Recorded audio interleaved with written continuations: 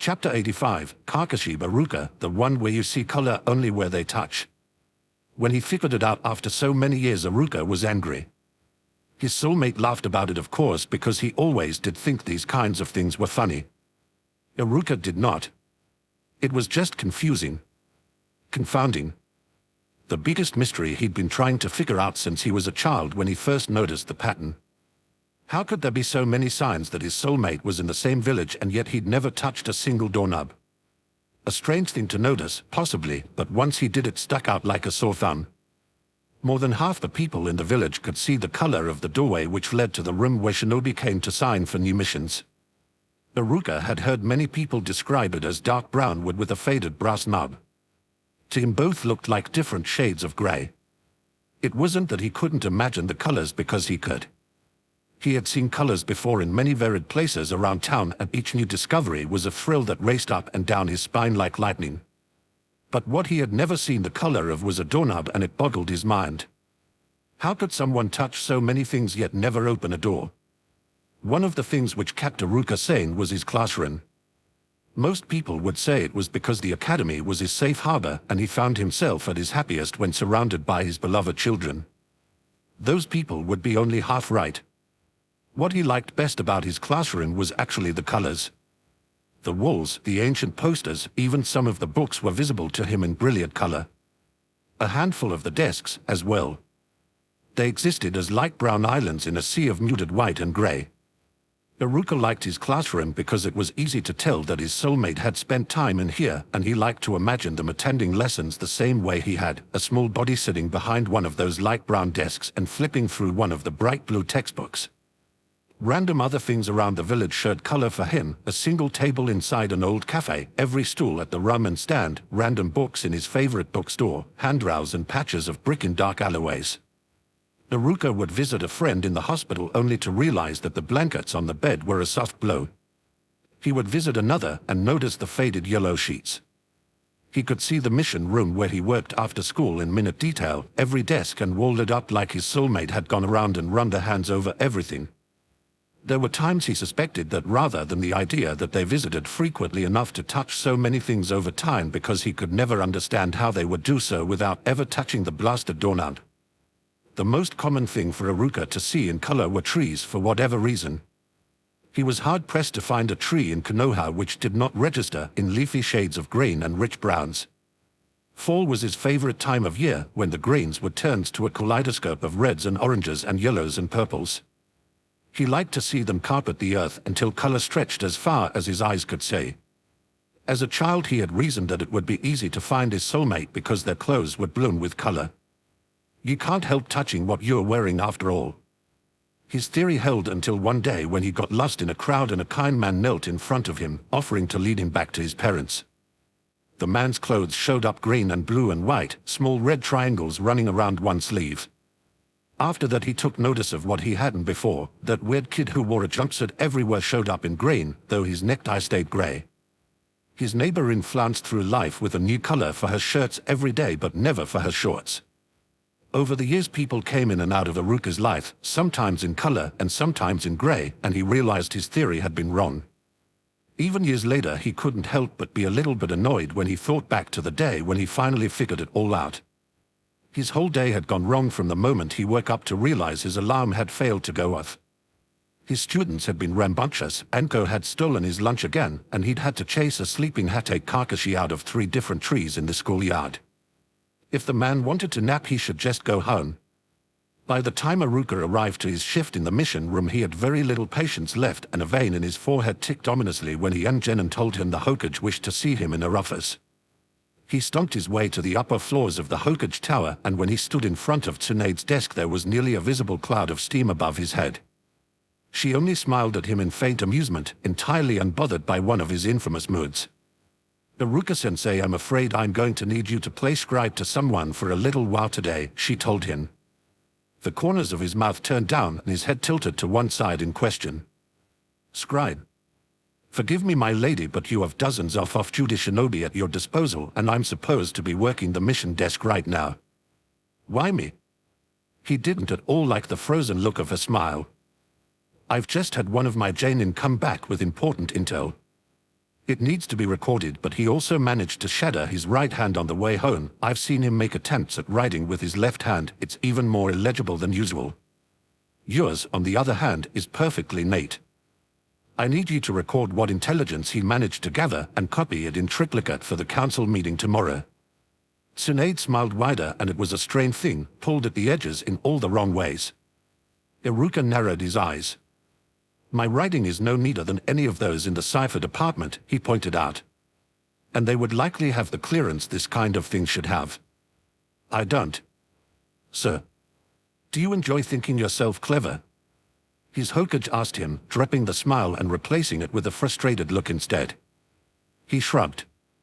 I might not be very clever, but I'm also not stupid. You're not telling me something. Tsunade made a sound of disgust as she opened one of her desk drawers and pulled out a ceramic bottle. Iruka scrunched his nose at the sight of her sake but said nothing. He was impertinent, but not so impertinent that he would tell the Hokage what she could and couldn't do. Fine. He's wounded and grumpy and hopped up on meds. We need to get this information out of him as soon as possible, but it's been difficult, so we need someone to deal with him who won't take any of his bullshit. You're good at dealing with children, Iruka-sensei, and Kakashi is nothing more than an overgrown child. She paused to throw back a mouthful of sake, stress obvious in every line of her body. My hope is that he won't find you a threat and will therefore speak to you where he hasn't spoken to anyone else. If we can find him, that is. You may wish to try the schoolyard. He's been napping in the trees there all day. He sat still under the very long, tired look that she gave him, raising an eyebrow but offering no comfort. He was feeling bitchy too. Tsunade turned away and hollered for her ANBU guards to go check the academy grounds for Hatake Kakashi and bring him to her at once. 10 minutes later her guards returned, one of them popping his head in the door to say that Kakashi would be arriving any moment. Iruka watched them close the door and wondered why they didn't just leave it open if they knew someone was coming. He got his answer when a large mass of blue and green thumped against the window right behind the Hokage's desk, wiggling it open with a small bit of trouble and then tumbling in with a low curse. Kakashi stood but did not straighten, keeping his shoulders hunched inward slightly. His right hand was trapped in a cast and held at a protective angle close to his chest. His one visible eye was glazed, and Iruka sighed at having to deal with someone hopped up on meds, as Tsunade had put it. He would have wondered why she didn't just heal the injury, but Hatake was famous for injuring himself so badly that even this world-famous healer threw up her hands in frustration. This did not bode well for his poor mood. Brat.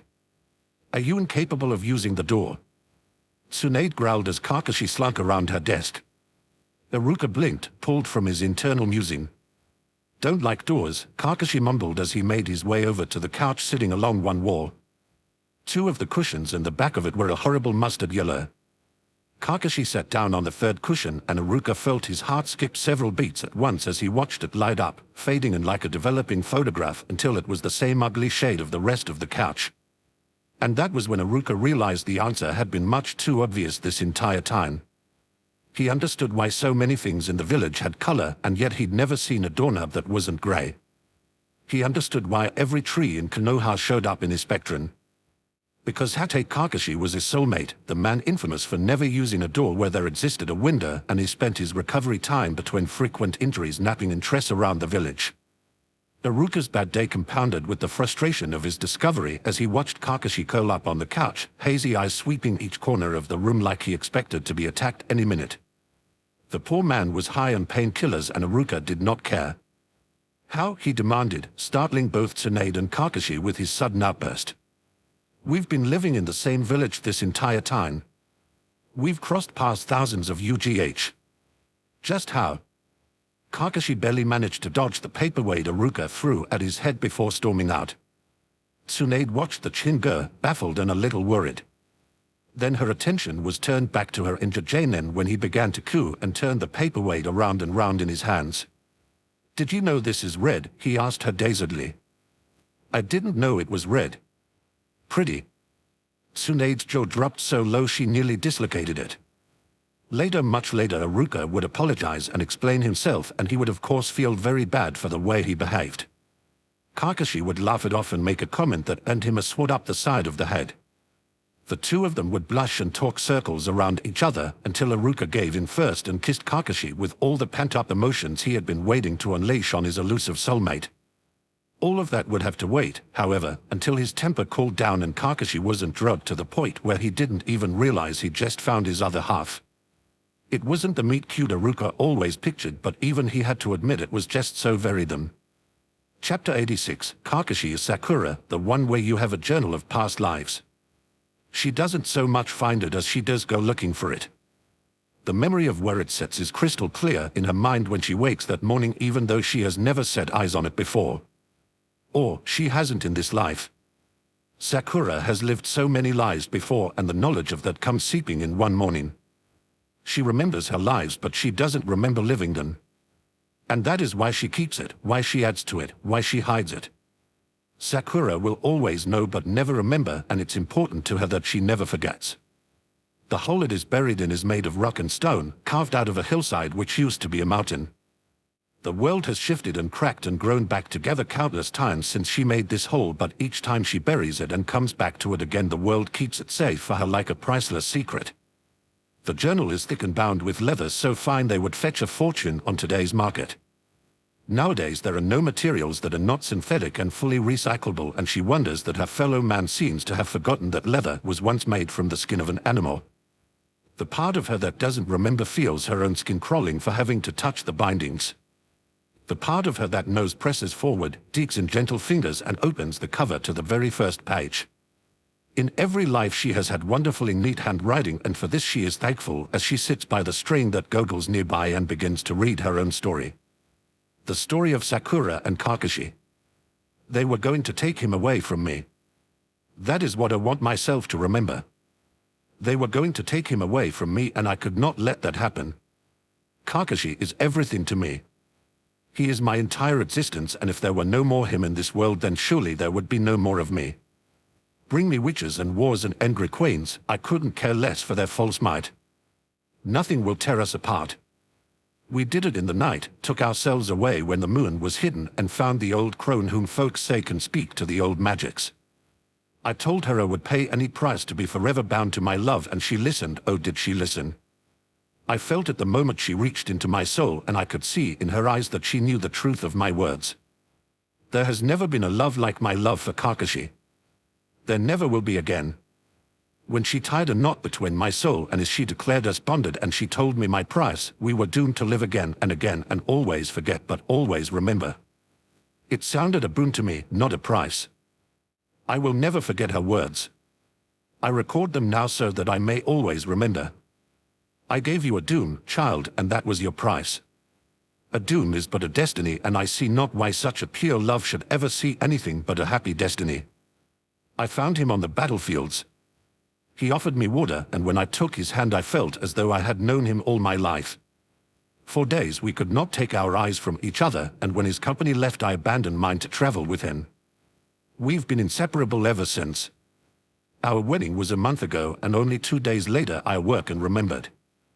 I looked for the woman, and I found the remains of her cottage, crumbled by the passing decades. I sent prayers for her soul and left flowers on her doorstep in thanks. I have found my Kakashi, and we are together as we should be. I owe her my love and my life and my soul. I shall not forget. He's been right here in front of me for years, and now that I remember I feel so stupid. A little angry too. He says he remembered years ago, but he was born so much older than me in this life that it sealed his lips. My poor Kakashi, so silent and patient. I will make the rest of his years worth the wait. He began as my sensei, my very first mentor in the art of killing. He was a very poor sensei, but he remains a very good man, the exact same soul that he always has been. I regret all the years I spent chasing and reaching for the wrong one. That other, I will not sully this book with his name, did not deserve me. He was not perfect for me. Not like my Kakashi. I found him and I lost him. How cruel can the world be? To give me the memories of what should have been mine, what will always be mine, but to keep him from my sight, it's the worst punishment I could imagine. I remember his eyes from across the room. A poor man traveling in search of work, admiring the fine clothes of me and my friends. I could read his jealousy and his hunger, how his belly must have ached for food and his spirit for peace, but still he bowed his head and looked away when I said that his stares displeased me. A perfect gentleman. I woke the next morning with the memories in my mind and I knew that I had to find him, but he was nowhere to be found. I searched as far as the surrounding cities in vain. He was already gone and I'm so afraid that I will never find him again. Kakashi, my love, the very reason that my soul still beats and shines on this earth, I will find you. I swear. These feet will never rest until they stand in front of you. This heart will not love again until you hold me in your arms. I will find you. Well, I found him. A lifetime later. Turns out we are a pair of overdramatic idiots who wandered in circles around each other until we both died. This time is simpler. I want myself to read this and remember that sometimes it is simple and easy. We were born on the same day, almost as though our souls could not bear to be separated any longer than they had been. He lived down the street from me, went to the same school with me. My perfect Kakashi. We've never been apart a whole day in our lives and I don't think I could ever stand to be. He is reading over my shoulder and laughing. You'll excuse me. I want to go listen to that sound. I want to reach into my past life and freddle myself. Sometimes it's easy. Well, sometimes it's a bloody mess. Sometimes you have to fight for every memory to get it and to keep it. There is war again. It seems these lands will always be at war no matter how many times we make the weapons bigger. I didn't meet him until he was bleeding under my hands, but the moment I saw him I knew who he was. My soulmate. My true love. I gave half of my soul to this man so that we would never be separated, and now I have to remind him who I am every time we sit in the same room. It was the impact against his skull, they tell me. It affected his long-term and short-term memory. He remembers if I tell him, but as soon as I slip out of the room the memories fade away again. Some days are good. Some days he greets me by name and he cries when he sees me. Others it is as though I'm a stranger to him and I sit for hours telling him our story over and over again. May the gods have mercy. Either help him to remember or let me forget. The world is changing all around me, technology advancing faster than humanity could have ever dreamed, but one thing remains the same as it always has: I still love Kakashi. I would march straight back to the Dark Ages when humans still crawled across the earth in those strange metal automobile contraptions just for one more day in his arms. It was him that found me this time. That's never happened before. He tells me he searched through 7 different colonies before he found me. In the past we would have called them countries, and it's strange to know that but not remember why. The search, he says, took him 4 years. But it was worth it in the end. The moment I met his eyes across the room I knew him. I could feel my soul calling out to him and I leapt into his arms before I even remembered his name. I can't believe I forgot how it felt to be so complete. Being with Kakashi is all I need, and I have no idea how I made it through so many years of such a paltry existence. Every time I touch his skin it feels like he can still wield the lightning that he used to. I can feel it sparking under my fingertips. Every time we kiss my entire being sings with it. We belong together. We always have and we always will. I have never regretted for a single moment binding myself to this man. May our love last for eternity. There are other entries, of course. She had skipped quite a few of them. Thousands of years have passed since the first incarnation of her poor tired soul had sought the power of a witch to save her from being separated from her one true love. Each and every life has brought her here to this place to dig this ancient book from its rest and add a new story to its pages. Sakura smiles and she runs her fingers over the yellowed, aging fibers. Paper was made of trees, if she remembers her history lessons correctly, and it baffles her mind how it was possible to take something so grand and solid as wood and reduce it to something so thin and soft. Truly the barbaric ages of the past were also full of incredible inventions. She is eternally grateful to her past life for leaving behind the writing utensil she holds in her hand now. She's never written with anything not digital before, but the letters come out the same, bolstered as they are by the memories welling up inside of her. It doesn't take long to leave behind her message, and when she is finished she seals the book back within its cradle inside the rock, ancient seals still thrumming with a power the world has long forgotten. This rock had once been part of a mountain. When one of her lives had lived in the militant village nearby, it had been a steep cliff carved with many stern effigies. None of that exists now.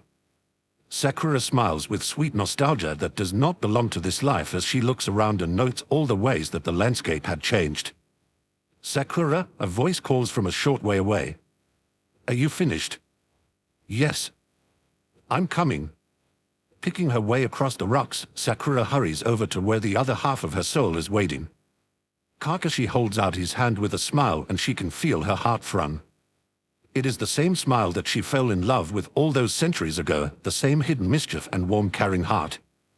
Due to a machinery accident when he was young, he even bears a similar scar across his left eye as one of his previous incarnations did. He has never regretted their bonding, of that she is sure. It is worth it each and every time to live again just to find each other's arms once more. Sakura returns Kakashi's smile as she falls into step beside him, returning to the hoverboard they had used to glide here from the colony they grew up in, miles away. Behind her she leaves her final words, never to be seen by another person's eyes but always to remain in her heart. This may very well be the last time I write in this journal. Humanity has grown so much and we have finally found that which we always sought, the secret to immortality. Kakashi and I will live forever, hand in hand, hearts beating as one.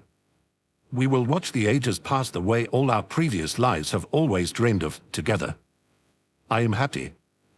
I wish I could reach back in time and whisper in my own ear, I'm happy. This is how we were always meant to be. This is what we dreamed of when we first found that old woman. I owe her so very much. The world is different. I can hardly believe some of the things that I see in my memories. Me destroying the earth with a single blow of my fist. Such things should be fairy tales, but I did it. Kakashi wielding the earth's weather with his fingers. It should be mere fantasy, but he did that too. The only question that humanity has never found an answer for, what happens to us when we die? Do our souls go to some higher plane? I would not know, despite the many times I have died. My soul has always been tied to Kakashi's, and so it has never had an opportunity to pass on. And I do not care. I could not have taken the chance that there would be no afterlife in which to hold him. Forever would be empty without him. I look forward to the endless days ahead. We will never age. Nor will our children, should we ever be chosen to add to the population. We shall never tire of life so long as we have one another, no matter what comes in the future. I will likely never have a need to add more between these pages, but I know that I will come back sometimes between the decades to look over our past and remember how long we waited for these moments never ending. Farewell to waiting. I go now to endless happiness. Chapter 87, Tobirama Kakashi, the one where you gain powers.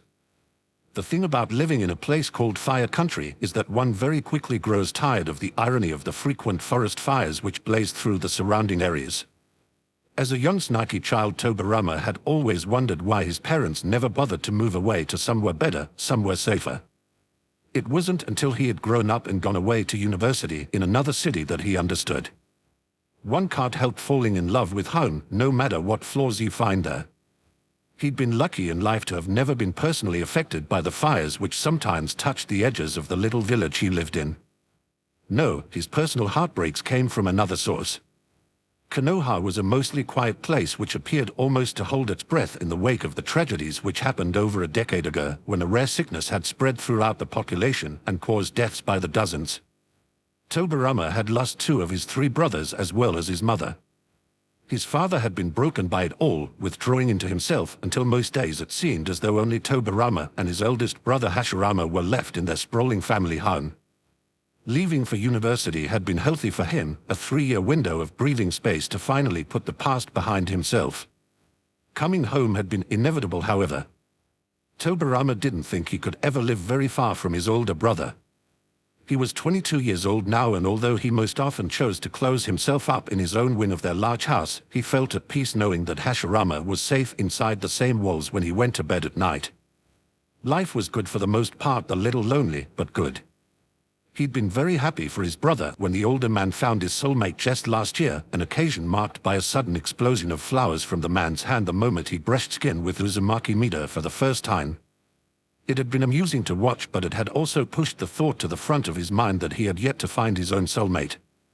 He was still fairly young, still plenty of time ahead of himself, but Tobirama had never been fond of waiting. He was good at it, was capable of being much more patient than any of the rest of his family ever had been, but that didn't mean he liked it. He liked having things done sooner rather than later, and this was something that was rather important. People might think him cold because of his typical lack of expression, but really Tobirama had a lot of love to give and no one around to give it to. For months after his 22nd birthday, the young Sanju found himself chased out of the house by his only remaining sibling and told not to come back for at least an hour. It was, he knew, an attempt to force him to go be social somewhere. Unfortunately for the other, Tobirama had no such inclinations. He was lonely and anxious for his soulmate, but he also had a marked dislike for small talk with strangers. To be perfectly honest, Tobirama had high hopes that his power would manifest itself in the same spectacular manner that Hashirama's had, so that he would be able to identify his soulmate without having to go through the trial of greeting every new stranger that he came across. He had taken an elective course in university studying what little science was understood about the powers each person developed upon meeting their soulmate for the first time. It was something that had always fascinated him, and part of him thought that if he could understand the science of it, he might be able to do something about it, hurry the process, reverse engineer it to bring him to his partner, something. He was well aware that his standoffish personality meant finding his soulmate was likely his only chance at ever falling in love. Unfortunately, his studies had been disappointing in that department. A great deal of the discussions had centered around the possible answers to why certain people developed certain powers. While it would have been interesting to find out why his brother had been given the ability to create flowers at will instead of something more useful, it wasn't what he had been hoping for. He'd been hoping for a way to find love, a faster way than just waiting patiently for the universe to do its thing. Since he knew very well that Hashirama would annoy him back out of the house if he did try to go back before the designated hour was up, Tobirama headed towards a nearby park instead. Luckily, there were very few people out today. A mother was pushing her son on the swing set, a lone man was walking his dog around the circular path, and two teenagers were heavily involved in each other's tonsils at the far side of the large lawn. The grass in the park was yellow and parched from the rising summer heat and not enough rain. The trees were wilted and crisp, reminding him that the news had been full of fire risk warnings again this morning. His eyes drifted back to the mother by the swings, cigarette dripping loosely between her lips, watching her carefully. With a huff he dropped his eyes, pulling out his phone and slumping down onto a nearby bench. He'd been extremely lucky to get into the course he wanted in university, a very specific branch of biology that only accepted so many students per year, but his shiny degree did little to help him when there were no jobs to be had in his field around here. Konoha didn't exactly have a bustling scientific community out. Coming from such an old family, they would never be short on money, but Tobirama wanted to do more with himself than live off his family's charity. He wanted to make something of himself, to spend money that he had earned with his own two hands. None of the job websites he was scrolling through, however, had any openings. If he wanted a job in this town, the best he was going to get was the title of fry cook. If he had his way, he would get a position at the Hatake Research Institute, the small branch building next to their local hospital, which rumor said had been given funding recently for all sorts of interesting projects. Trouble was that it was a small institute with no job openings. He would probably have to wait for one of the old geezers working there to drop dead before anyone even looked his way. It was starting to look like if he truly wanted a job in the field he had studied, he would either need to move away from home or make a 2-hour commute to work every day. Neither of those options sounded appealing to him. Sometimes it sucked to live in a small town. Tobirama's concentration was broken by a rough bark, and he looked up from his phone to scowl at the little pug that was yapping at his feet. The thing looked as though it were telling him off for something, and it took a great deal of willpower not to stick out his tongue childishly. Honestly, he wasn't even doing anything. Sorry. Packen, stop that. He looked up to see the man at the other end of the leash, tugging on it and murmuring scolding words to his pet. Tobirama blinked. He hadn't been able to tell from a distance earlier, but the man was gorgeous. His light hair was spiky but floppy, falling over his eyes, yet not quite managing to cover the scar that ran through one of them. His pink lips turned down in a strangely attractive frown as he reprimanded the very unapologetic pug. Packen continued to yap at Tobirama's toes until his owner bent down and picked him up. "I'm really sorry," the other man said. "Packen's just a grumpy old fart. I promise he won't bite." That's quite all right, he wasn't causing any harm. Tobirama paused, wondering what to say. He really was no good at small talk, but he didn't want to let this vision leave. Luck, it seemed, was on his side suddenly, for the man smiled and shuffled the dot into one arm to hold out his other hand. "I'm Kakashi," he declared, eyes turning up in an adorable smile. Tobirama reached out with a quiet, "It's nice to meet you." Their hands met and he was pleased by the tight grip of the other's fingers. Then the moment was marred by the slight grimace that took over Kakashi's features. Tobirama dropped their hands at the same time the other did. "Your hand is wet," the other man. He sounded as though he were trying to point it out politely and not sound grossed out. Tobirama frowned. "On the contrary, it's your hand that's wet." His palm had been bone dry until he touched the stranger. He wouldn't have dared to hold his phone with wet hands, he knew better than that. Hashirama ruined cell phones all the time by checking text messages in the middle of doing dishes without bothering to dry his hands first. Kakashi took a step back from him, opening his mouth to give some kind of retort. Then he paused as he looked down at his hand. It was dripping, small droplets forming in the center of his palm to run down each finger. Tobirama blinked and looked down at his own appendage, startled to see that it was doing the exact same thing. When he held it up perpendicular to the ground, a small pool of water gathered in the palm and dribbled down over the sides. The two men looked at each other in disbelief, Kakashi's head tilting slightly to one side while Pakken strained his neck to try and sniff the hand not holding him. I didn't have a power this morning," the other man mumbled. "My hand's never done this before." "Neither has mine," Tobirama admitted. He hesitated before adding, "I've never heard of two people having the exact same power." "Me neither." Both of them stared in silence, neither sure what to say for a few long moments. It hit Kakashi first. Between 1 second and the next his eyes widened and he rubbed back on his heels in shock, throat bobbing like he was trying to speak around a lump that had suddenly appeared there. "Holy shit, you're my soulmate, you're my soulmate." Tobirama nodded slowly as it hit him too, feeling fate. As much as he had been hoping to simply stumble across his soulmate by accident, he hadn't truly expected it. Certainly he hadn't expected to find him just by sitting down in the park for a while. He wondered if they would have found each other if the little pup Pakken hadn't taken exception to him for some reason. He'd been looking forward to this moment since he was young, and now that it was here, Tobirama was a little embarrassed by his inability to react like a functioning human being. His body didn't seem to want to do more than simply stand there like an idiot, one arm hanging uselessly by his side while the other hovered motionlessly in the air, palm still turned upright and continuing to produce water. He should probably try to stop doing that. With a bit of concentration and a furrowed brow, he managed to make his hand stop pulling liquid, the tiny puddle already gathered draining away droplet by droplet. Then he jumped a little when another pale hand touched his, looking up to see Kakashi gazing back at him in wonder. Pakken was gone, presumably somewhere on the ground now. "You never told me your name," the other man breathed, damp fingers clapping down around his own. "Tobirama." He watched Kakashi mouth the name to himself silently, then lick his lips as though to taste the syllables of it on them. It was just a quick flash of a tiny pink tongue, yet for some reason Tobirama felt heat rise to his cheeks and he had to look away quickly. When he turned back, Kakashi was smiling the most brilliant smile he'd ever seen on someone other than his older brother. Although he would deny it to his dying day and insist that the very notion was cheesy and overly sappy, in the back of his mind Tobirama would always know that the moment he saw that smile he was already in love. He'd never seen anything quite so beautiful before. Whatever he said next he had no memory of. Before he knew it, he had led Kakashi back to his house and Pakken was sniffing around the living room as he introduced his new partner to Hashirama. At some point they had woven their fingers together, and he was strangely reluctant to let go so that the other two men could shake hands, trading enthusiastic greetings that he didn't listen to. He was too distracted by the sound of his soulmate's voice and the shapes his lips made as he spoke.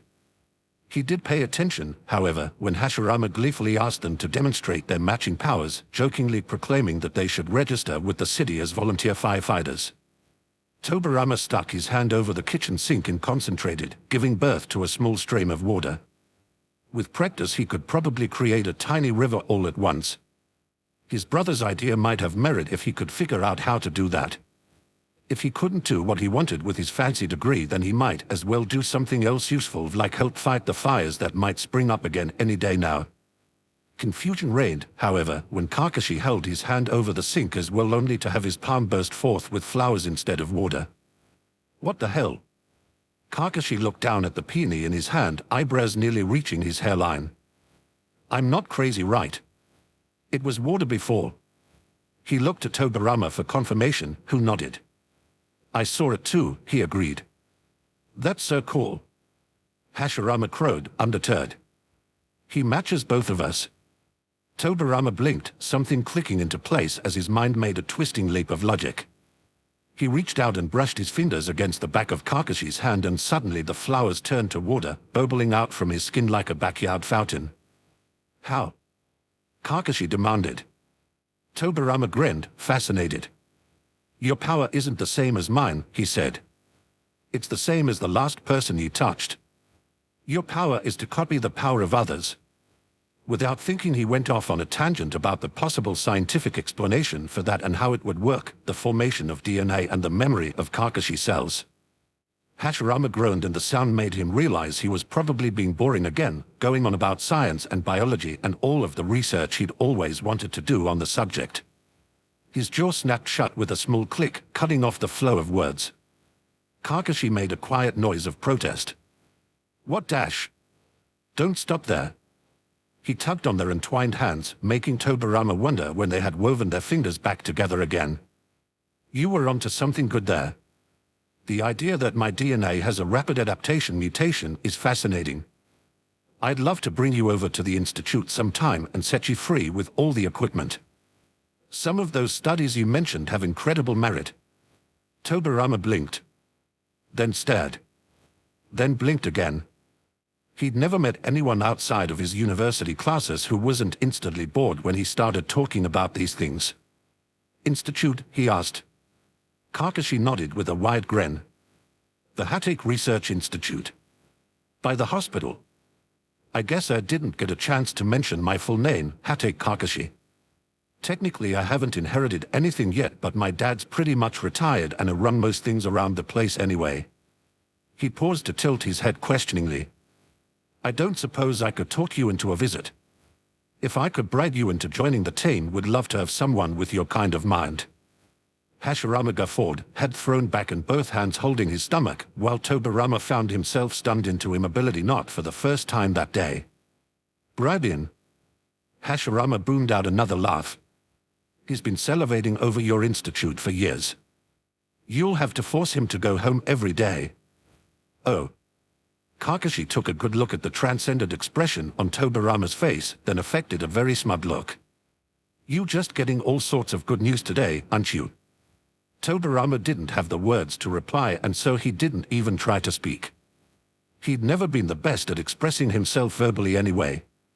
Instead, he simply leaned forward and pressed their lips together in a frantic first kiss, fisting one hand in the front of Kakashi's shirt like the other man was all that was holding him to the earth. Kakashi gave a quiet moan of approval and slid his own hands around Tobirama's hips. Neither of them heard Hashirama gagging and telling them to take it elsewhere. Nor did either of them notice the older man giving up and leaving, giving them a little time to themselves.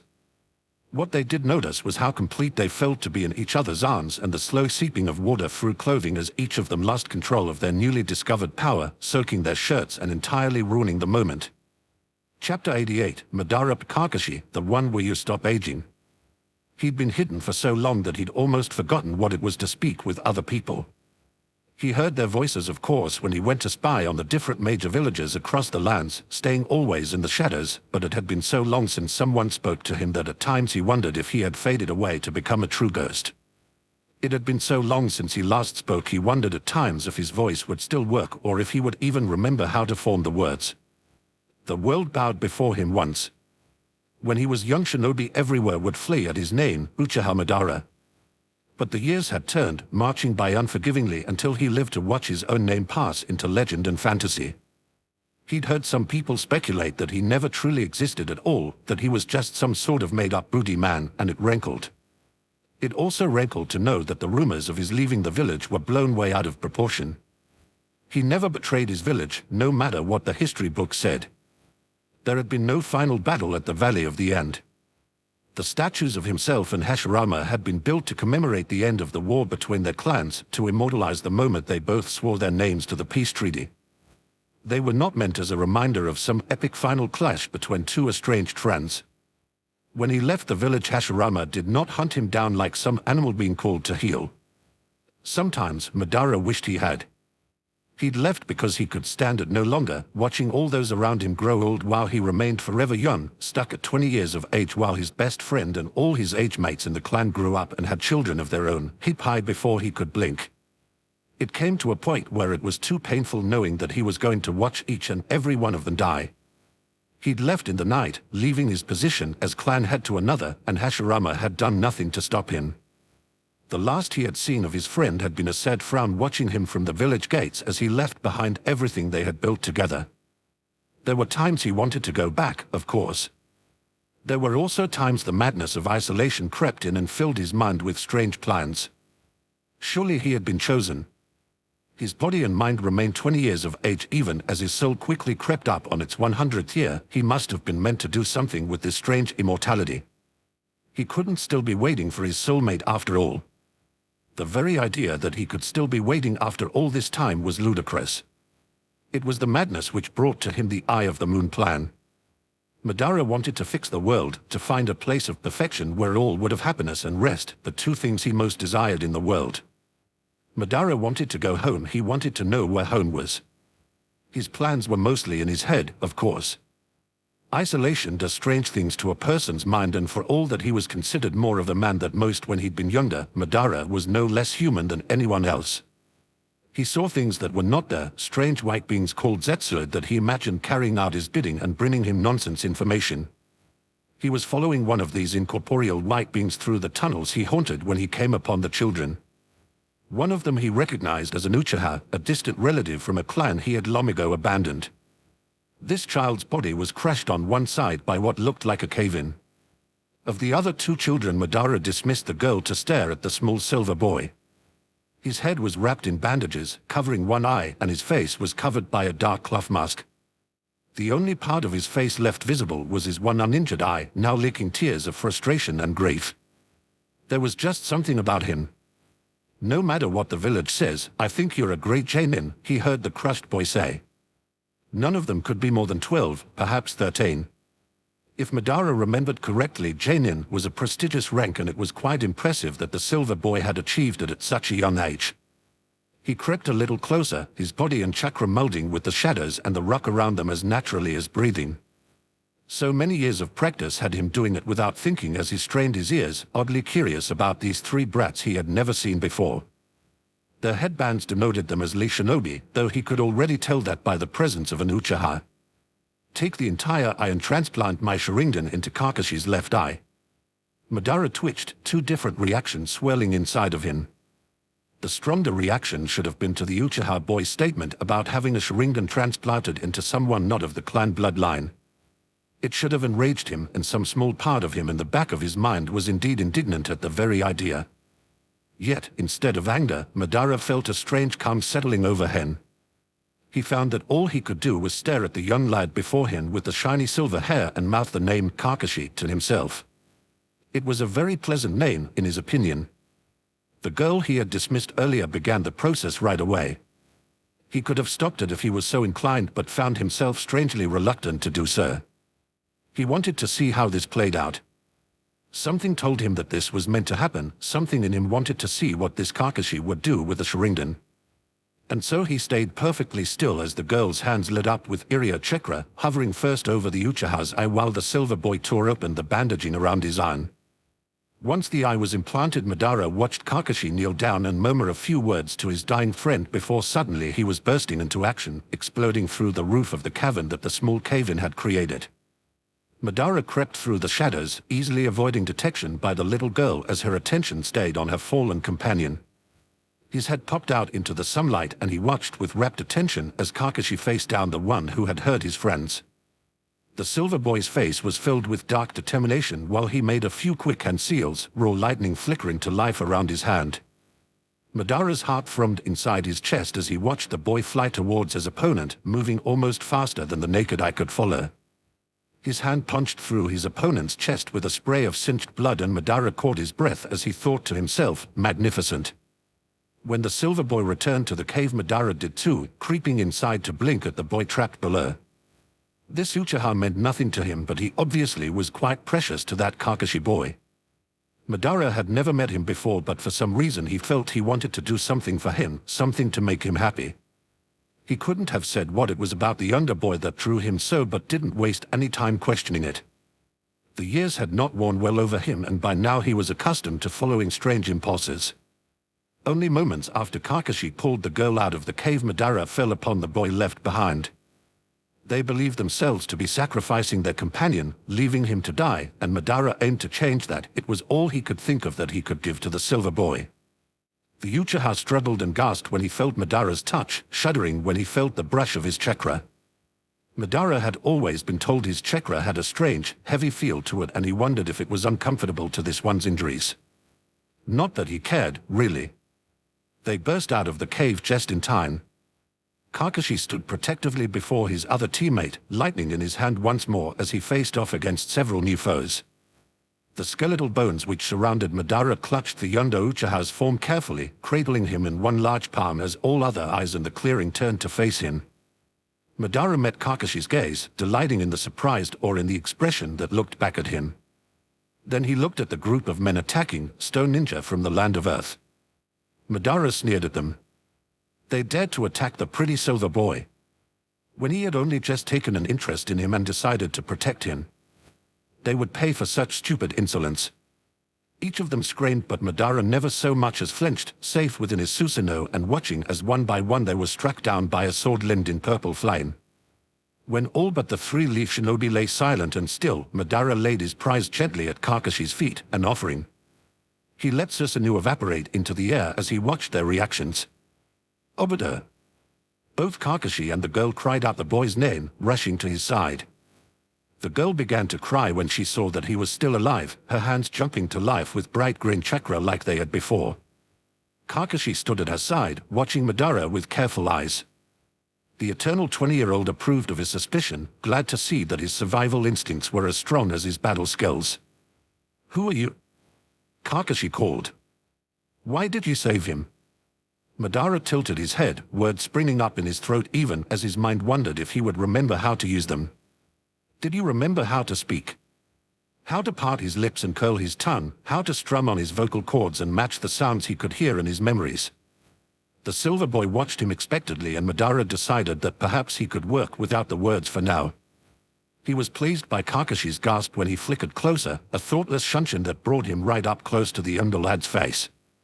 His eyes were wide, taking in as many details about this boy as possible, and he made a passing attempt at a smile, though he couldn't recall the last time he'd managed one. To his glee, Kakashi did not scramble away. Instead, he held his ground and frowned at Madara, the visible half of his face settling into an annoyed scowl. "I asked who you are," the silver boy growled. "We are grateful for the help, for saving Obada. But I asked you a question." "Kakashi, I can't heal him by myself. We need sensei, we need to get back to the village. Fast." Madara frowned as Kakashi's attention was diverted from himself. That wasn't what he wanted. His nose wrinkled as he scrunched his face up in disapproval. He watched Kakashi pull an oddly shaped kunai out of his holster and toss it lightly at a nearby tree. He wasn't sure what that was supposed to accomplish, but didn't care. What he cared about was having this boy's attention back on himself. He still had no idea why he found the lad so fascinating or what drew him in, but it mattered little to him. Reasons were boring. He needed no reason to reach out and grasp Kakashi's shoulder other than that he wanted to. Both of them gasped as a soul-deep shiver ran through them, echoing out through their bodies from that one point of contact. Madara felt his very soul reach out, blindly grasping for this boy in front of him as his inner thoughts clamored with a sudden wild refrain of "Mine, mine, belongs to me, mine, only mine." It had been so long since he gave up on the idea that at first the true cause never ever occurred to him. All he understood was the instinctive knowledge that this boy was his, and he very much intended to keep him. Madara was startled when suddenly a large body flickered into existence right between them, a tall blonde man with bright blue eyes that stared suspiciously into Madara's own as he pushed Kakashi behind himself. Rage filled him at being separated, his lips pulling back and a snarl ripping out of his throat, the first sound he had made in so very long. Mine, he growled, his throat turning the word rusty and deep from too many years of disuse. The blond man affected a defensive position. Who are you? The stranger demanded. I thought I had met every Uchiha of fighting age. Mine. Madara snarled again, his Susanoo flickering to life around him again. My Kakashi. Give him back. Kunai sprang up into the blond man's hands, the same odd shape as the one the silver boy had tossed before, and Madara could see a strange seal inked onto the handle of each one.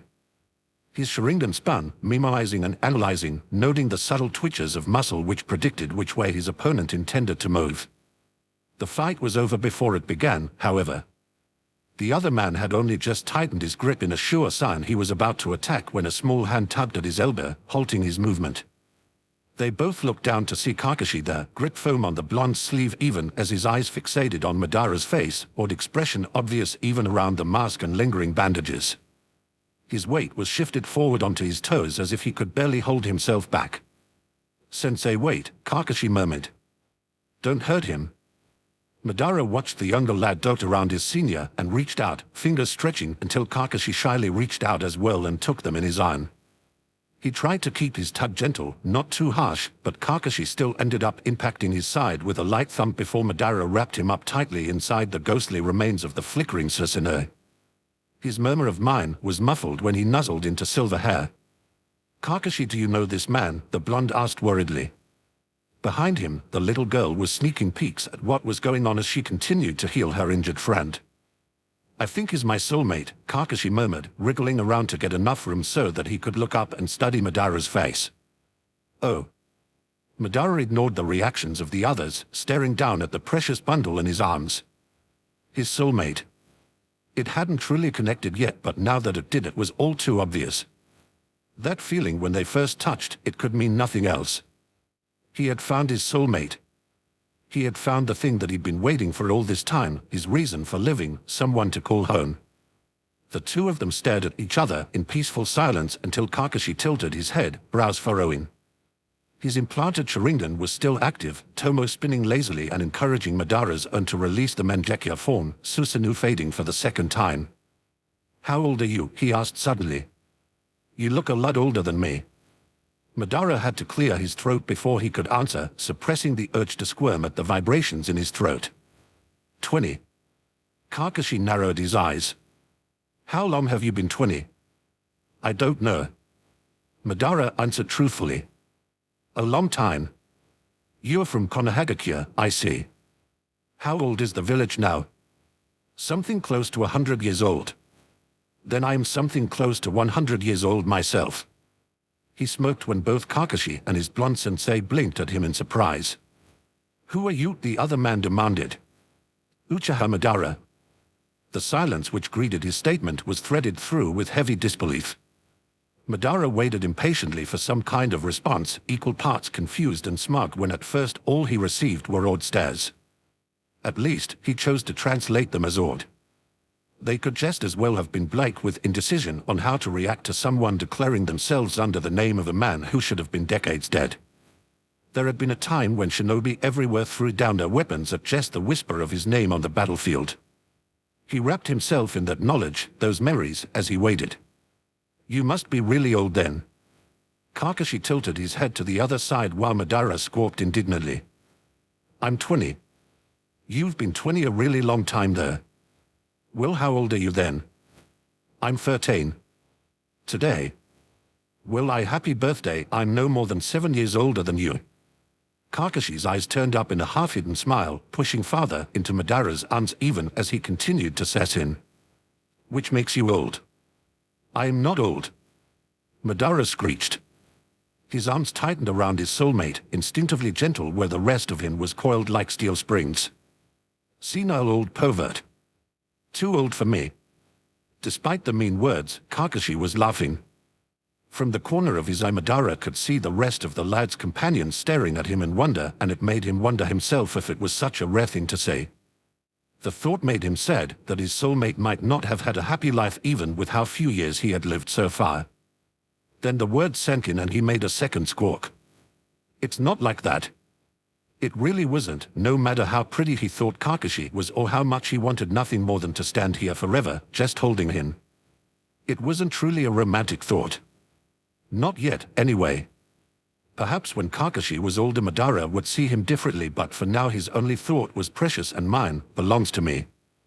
He had been without center or purpose for so long he thought to himself that he couldn't be held responsible for anything that happened to someone who tried to take Kakashi away from him now.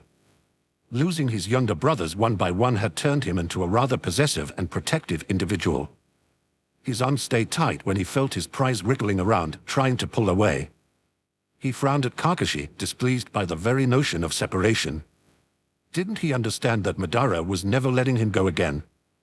"We need to take Obita home," Kakashi said quietly. "He'll die." A small way behind him, the brunette girl looked up. "He's right, Sensei. We have to go now." "Right. I have a marker near the west gates. I can take us all." "Rin, is Obito stable enough to travel like that?" The girl nodded and Kakashi wriggled again as his sensei eyed the two of them warily. The man's voice held a low warning when he spoke again. "I'm not leaving my student behind." Madara scowled. His throat was so very sore, but he spoke again anyway. "Mine." The blonde sighed. "Then I guess you'll just have to come along with us." Kakashi settled in his arms briefly, looking up at him with a faint line of pink duster just underneath his upturned eyes, evidence of a pleased expression. Madara smiled back down at him. This time when Kakashi squirmed, Madara let him free, keeping one hand around his thin, pale wrist and allowing himself to be led over to where the others were gathered. He wasn't sure what the blonde meant by marker, though he suspected it was something similar to Tobirama's Horatian, a memory buried so long ago he was almost impressed with himself for pulling it up now. It didn't matter though. It was obvious that some sort of instantaneous travel was able to occur, and Madara found himself excited, looking forward to something the way he hadn't in longer than he could remember. When they reached their destination, he would be back in Konoha. He would be able to see what had blossomed from the seeds he and Hashirama had planted together. He would be with his soulmate, and once Kakashi reached 20 years of age himself, Madara would finally grow older together with the one who would always be most precious to him. He would be home. And he would never leave home again. Chapter 89, Madara, Tobirama, the one where you feel their emotions. For years the only time they were close together was when their clans met in battle. Madara thought, under the circumstances, he could be forgiven for not noticing. His soulmate tended to stay unnaturally calm during battle, barring the flickers of irritation that touched them when something didn't quite go the way they wanted it to. It was perfectly acceptable that Madara wouldn't guess his soulmate to be part of the fighting, just that they happened to live somewhere close to the border between the Uchiha and Shinju lands. When the thought did finally occur to him, it was perhaps a little less forgivable that his first assumption featured Hashirama as his soulmate. It only made sense to him at the time. The one person outside of his clan that he had ever connected with must be the one he was destined to be bonded to. He had no physical or romantic attraction to his old friend, but he supposed that meant that their soulmate bond was to be one of friendship. That didn't seem so bad to him. Fate, however, rarely paid any attention to the expectations of mortals when making her plans.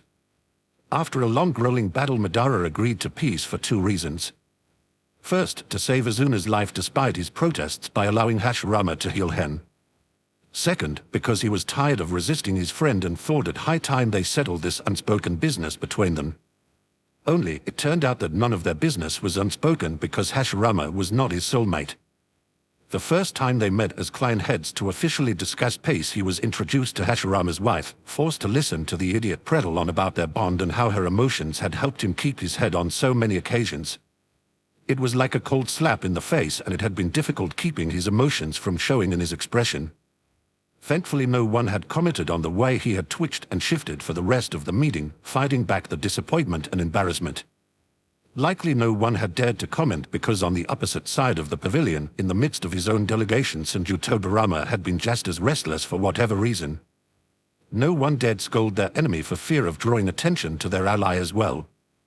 It had been so long since Madara had quietly assumed Hashirama to be his soulmate that for a while he walked through his days feeling slightly off-center, not quite sure what to do with himself.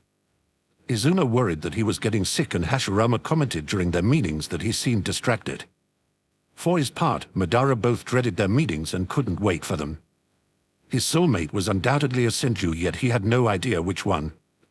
The peace talks were always attended by the same group of people, and none of them seemed to pay him any special attention outside of the expected suspicion. Tobirama did have a habit of tracking him with those wine-red eyes of his, yet he saw his own brother doing the same, keeping a close watch of any Senju that dared make more motion than it took to breathe. Tension was high, and they were all trained shinobi.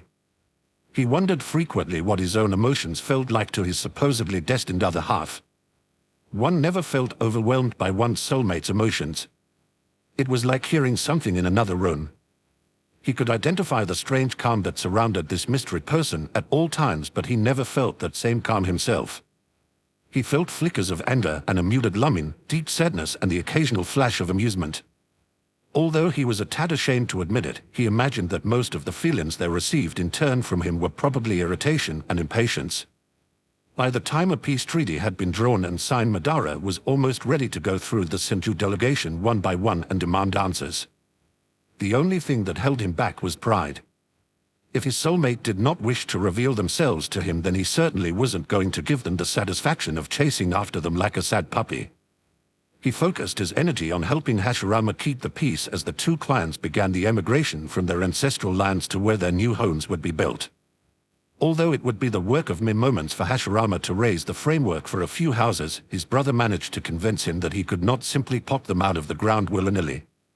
The village layout needed to be planned. And so Madara ended up living in a tent with the rest of them, clothing spilling out of stacked storage trunks and the rest of his possessions existing as no more than a heap of innocuous scrolls. He'd been rather surprised when Tobirama had offered to teach any willing members of his clan how to seal physical objects within storage scrolls. Lacking the Senju's close relationship with the Uzumaki sealing masters, that skill was not one known to them. It had been the saving grace of many, as they carried all of their worldly possessions in one trip with ease and stored them quite neatly in out-of-the-way corners and small boxes to be safely retrieved later with no consequence. Of course, he'd made sure to watch Tobirama carefully as he interacted with the Uchiha who agreed to loan from him. To his surprise, the younger man had barely seemed bothered, speaking calmly and almost politely. Madara wanted to accept it at face value, but his natural suspicion had him wondering what hidden motives he wasn't seeing. Suspicion only took him so far, however. The more time he was forced to spend in Tobirama's presence, the closer he grew to reluctantly admitting that he wasn't all that bad. He had twice the brains his brother did and lots of practice keeping a good balance between grounding Hashirama and letting him fly free. Watching the two siblings interact was like watching a dance that only Tobirama knew how to lead. Madara went home some days with a strange urge to pull Azuna into his arms for a tight hug. Not that he ever actually did. The one time he had tried, Azuna had looked at him askance and made noise about sending for the healers if he wasn't feeling well. It had entirely ruined his good mood and left him in a terrible snit for the rest of the night. Azuna, at least, had seemed satisfied that he was back to normal. Watching the Senju brothers dance around each other with their strange, offbeat harmony also gave Madara a chance to observe other qualities that he tried very hard not to like about Tobirama, tried and failed. He liked the quiet of his voice, the way he preferred not to shout but was not afraid to do so if someone angered him. He liked the way Tobirama's thoughts were never selfish, his suggestions always had to do with what would be good for the village, for the people, for the children, with never a mention of any personal goals. He liked the way he could see a spark of fire burning in those sharp eyes of his, even when perfectly calm, which said that he was always thinking, his head never lost in the clouds to useless daydreaming. When the day passed, which marked 3 full months that the Senju and Uchiha clans had lived together in harmony, Madara realized that he almost considered Tobirama a friend. Or rather, the closest thing to a friend he was capable of outside of Hashirama. He wasn't much of a people person, and he'd never made a secret of it.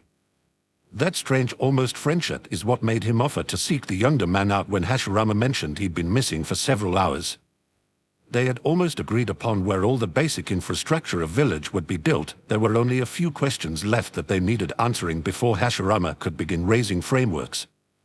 As second heir of the Senju clan and a rather integral member of Hashirama's advisory council, Tobirama should have been present. That no one seemed to be able to find him was odd. It wasn't like him to miss meetings.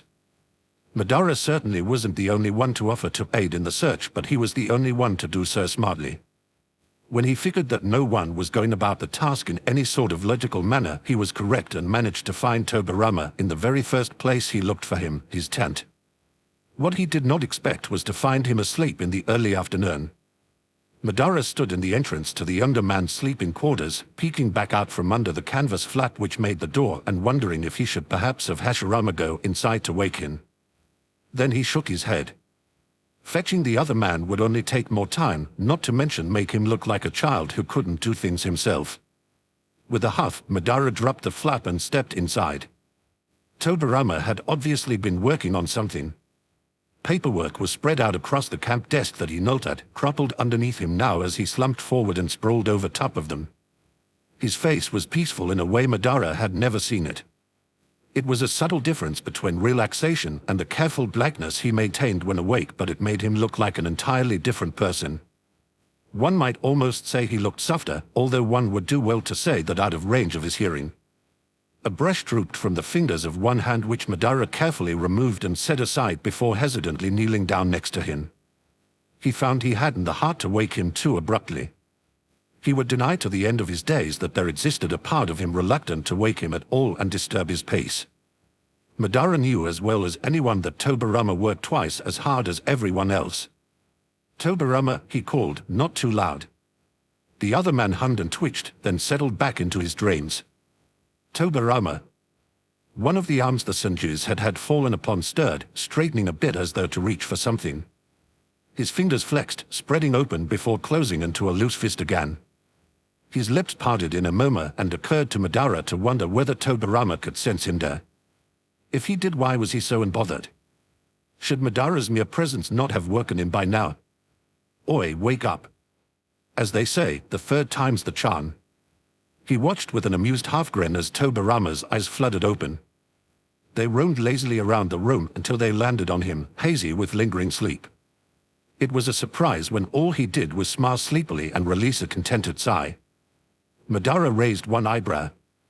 In the back of his mind he could feel a slow dawning sensation in that set-aside room of his consciousness where he felt the emotions of his soulmate. There was a lazy happiness there, much like a cat napping in a patch of sunlight. He paid it as little attention to it as he usually did these days. Good, you're up. You're missing the meeting. He had a split second to recognize the confused downturn of Tobirama's brow before suddenly the younger man shot straight upright. At the same time shock rang like brass bells inside his head. He watched Tobirama's eyes widen and the slightest trace of pink stain the tips of his pale is just as a vicious streak of embarrassment shot through his mind, passed to him from his soulmate. Suddenly, Madara was paying close attention. My apologies, I didn't mean to fall asleep. Tobirama cleared his throat, awkward for perhaps the first time since he was a teenager. The meeting? Right. I hope I haven't kept everyone waiting long. Wow, Madara replied vaguely, concentrating on the sensory input from his hidden bond pair. While he watched Tobirama stand and turn away, pink splashed across the back of his neck, he could feel the embarrassment in his mind turn to downright mortification mixed with alarming disappointment. He found himself wanting to know very badly what the other longed for, what had disappointed him. Was he disappointed to see Madara there instead of whatever had lingered from slumber? I'll only be a moment, Tobirama muttered. There are some papers here I need. What were you dreaming about? Tobirama fumbled the scroll he was rolling up, dropping it and catching it again before he could lose his place. He shot Madara a heated look as the feeling of embarrassment climbed higher. One would never think him embarrassed, though, with that scowl on his face. Don't ask strange questions. He seemed actually flustered. Madara wondered fleetingly how many people would faint in shock just to see him at this moment, sleep still tugging at his eyelids and his glowing in the afternoon shadows, twitching as he pulled his clothing straight and shuffled around his guest to leave the tent. Watching Tobirama storm off, Madara lingered. He stood still and watched Tobirama weave through the sea of tents before giving up and taking to the trees, the emotions in the back of his head fading as the underman got farther and farther away from him. That was when it finally sank in. He'd found his soulmate. Senju Tobirama was his soulmate. He was glad that the other was far enough away to partially dull the connection as he felt himself bowled over by a mass of conflicting emotions. A part of him was incredibly disappointed with himself for ever even considering that it could be Hashirama.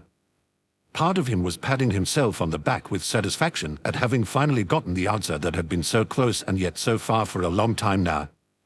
Yet another part of him was shyly pleased and reluctantly glad that it had taken him this long to figure things out. He knew himself well enough to admit that it was best that he got to know Tobirama before discovering their connection.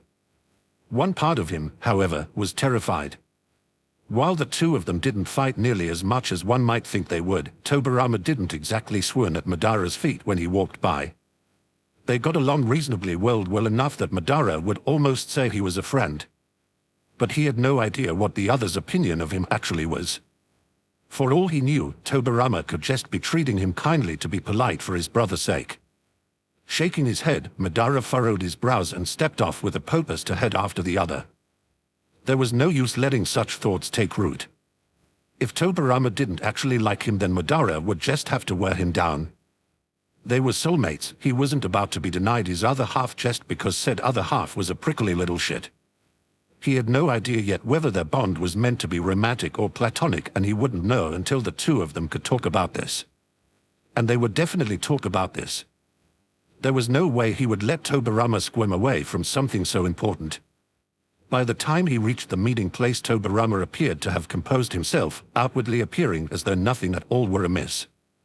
Finally paying attention to the emotions in the back of his mind, however, told Madara that the closer he got to the frost-headed idiot, the stronger he could sense feelings of nervousness and the longing that so intrigued him. He could also feel the strangest sensation, like a cotton blanket pressing down on all of these feelings. He ignored Hashirama greeting him twice before he figured out what it was. Tobirama was trying to smother his own emotions, probably in the hope that Madara wouldn't notice them. Madara. Hashirama's whine finally broke through his concentration, and Madara realized he'd been staring intently at Tobirama with narrowed eyes. What? He snapped. Stop looking at Tobirama like you want to eat him or something. If you're hungry, to brought snacks dash. Brother. Right. Hashirama baned at his sibling before turning back to shake a stern finger at his best friend. You were the one complaining about the meeting being held up. So pay attention now. Scowling, he complied. The meeting didn't take nearly as long as he thought it would, but it still felt like forever. His eyes seemed drawn to Tobirama like magnets, sliding back over to stare at him every time he let his concentration slip. As if sensing each moment of weakness, that was invariably the moment when Hashirama would ask for his input on something. It kept him focused but did not stop him from noticing the way Tobirama had angled his body as though ready to bolt the moment he was set free from this discussion. Madara, of course, had no intention of letting him do so. Tobirama had a habit of not caring what he was allowed to do, however. The instant it was clear that everything was settled, that Hashirama had been given the final go-ahead by all advisors to begin construction, Tobirama simply flickered and disappeared. He hadn't resorted to his oration, which meant it must have been a simple shunshin, therefore he likely hadn't gone far. What Tobirama sometimes forget was that one did not need to be a true sensor to have the basic ability of finding nearby chakra signatures. All it took was a few moments' concentration before Madara turned his head west and stomped off in that direction. He watched Hashirama trotting ahead of him, happily chattering out loud to himself about what he wanted to build first, and grinned. What a perfect cover.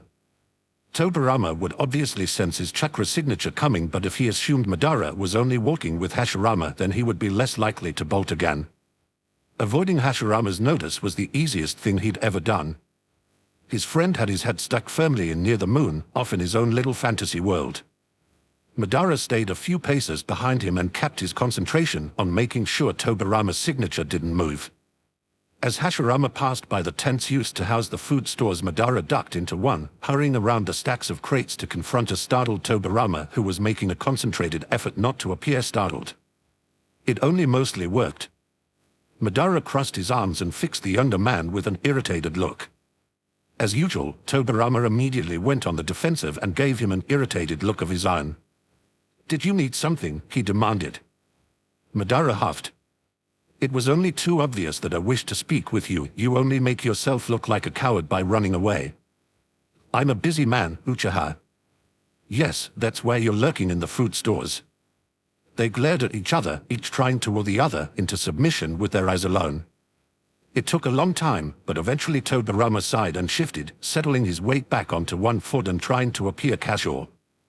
Madara could feel the anxiety rolling through him and something that felt strangely close to fear. "What do you want?"